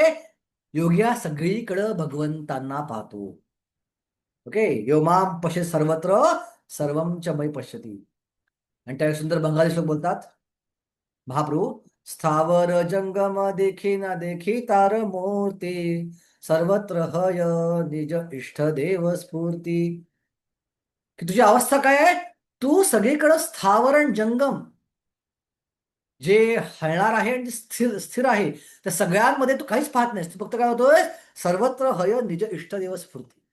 तुला प्रत्येक ठिकाणी तुझे इष्टदेव कृष्ण आहेत त्यांची स्फूर्ती होत आहे आणि त्यामुळे तुम्हाला कृष्ण म्हणून पाहतायस. तर हीच योगाची अवस्था असते. सो भगवंत असा योगी हा सगळीकडं भगवंताचं रूप पाहत असतो. एकदा चौपाटी मंदिरामध्ये आपला जगन्नाथ मिश्रा फेस्टिवल चालला होता. आणि आपल्या मंदिरात माहित आपल्याला की आपण फक्त रंग भगवंतावरती उडवतो, भक्तांच्या अंगावर रंग उडवायला जात नाही. आणि 2006ची घटना ही 2006 साली चौपाटी मंदिराच्या टेम्पल हॉलमध्ये हा जगन्नाथ फेस्टिवल व्हायचा आणि राधा गोपीचंद वल्लभ जे उत्सव विग्रह आहेत राधा गोपीनाथचे, त्यांच्यावर रंग उडवला जायचा. रंग उडत उडता काही ब्रह्मचार्य भान राहिलं नाही आणि ब्रह्मचार्यांनी चुकून रंग भक्तांच्या अंगावर उडवला. आणि भक्तांना वाटलं अरे ब्रह्मचार्य उडला म्हणजे बोनाफाईड आहे, आणि तिथं होळी सुरू झाली आणि सगळा टेम्पल हॉल घाण झाला. आणि महाराज भयानक चिडले. महाराज होते प्रत्यक्ष उपस्थित. महाराज खूप चिडले आणि खूप चिडलेल्या अवस्थेमध्ये महाराज सगळ्यांकडे साफ करून घेतला टेम्पल हॉल. महाराज ओढू लागले, झापू लागले, साफ करा, ते स्वच्छ आलं पाहिजे, आणि अशा अवस्थेमध्ये महाराज खाली अंगणामध्ये फिरत होते आणि तिथं प्रल्हाद प्रियाप्रू आणि व्रजसुंदरी माताजी नावाचे एक सुंदर गृहस्थ कपल आहे. चौपाटी मंदिराचं खूप ऍडव्हान्स गृहस्थ आहेत ते. आणि प्रल्हाद प्रभू खूप सुंदर कथाकार पण आहेत. भागवतचे एक सुंदर कथाकार आहेत आणि सुंदर मराठी आहेत मूळचे, सातारचे मूळचे ते. मराठीत पण सुद्धा खूप प्रवचन करतात आणि इंग्लिशमध्ये पण खूप सुंदर प्रवचन ते करतात. तर हे प्रल्हाद प्रिया प्रभू आणि व्रजसुंदरी माता चालले होते तिकडे. आणि प्रल्हाद प्रिया प्रभूच्या अंगावर संपूर्ण काळा रंग पसरला होता सगळा, होळी खेळून खेळून खेळून. आणि महाराज बघितलं ना आणि प्रल्हाद लाज वाटली. म्हटले महाराज प्लीज फॉरगिव्ह अस, आम्हाला दोघांना माफ करा. महाराज हसले, म्हटले रंग तू खेळलायस, तिला का माफ करा म्हणतोस तू? तिची काय चूक आहे? मातांची काय चूक आहे? तू माफी माग ना म्हटले. मग तो म्हटले प्रभूजी म्हटले की प्लीज महाराज मला माफ करा, माझ्याकडे खूप मोठी चूक झाली.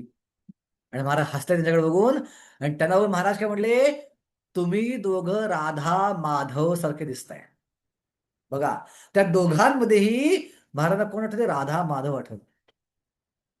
सर्वत्र हय निज इष्ट देव स्फूर्ती, ही योगाची सर्वोच्च अवस्था आहे. महाराज त्या अवस्थेला आहेत. योमाम पश्य, सगळीकडे जर भगवंताची स्फूर्ती होते. योमाम पश्य सर्वत्र सर्वम च मयि पश्यति तस्याहम न प्रणश्यामी सच मेना प्रणश्यती. अशा व्यक्तीला भगवंत कधीच सोडू शकत.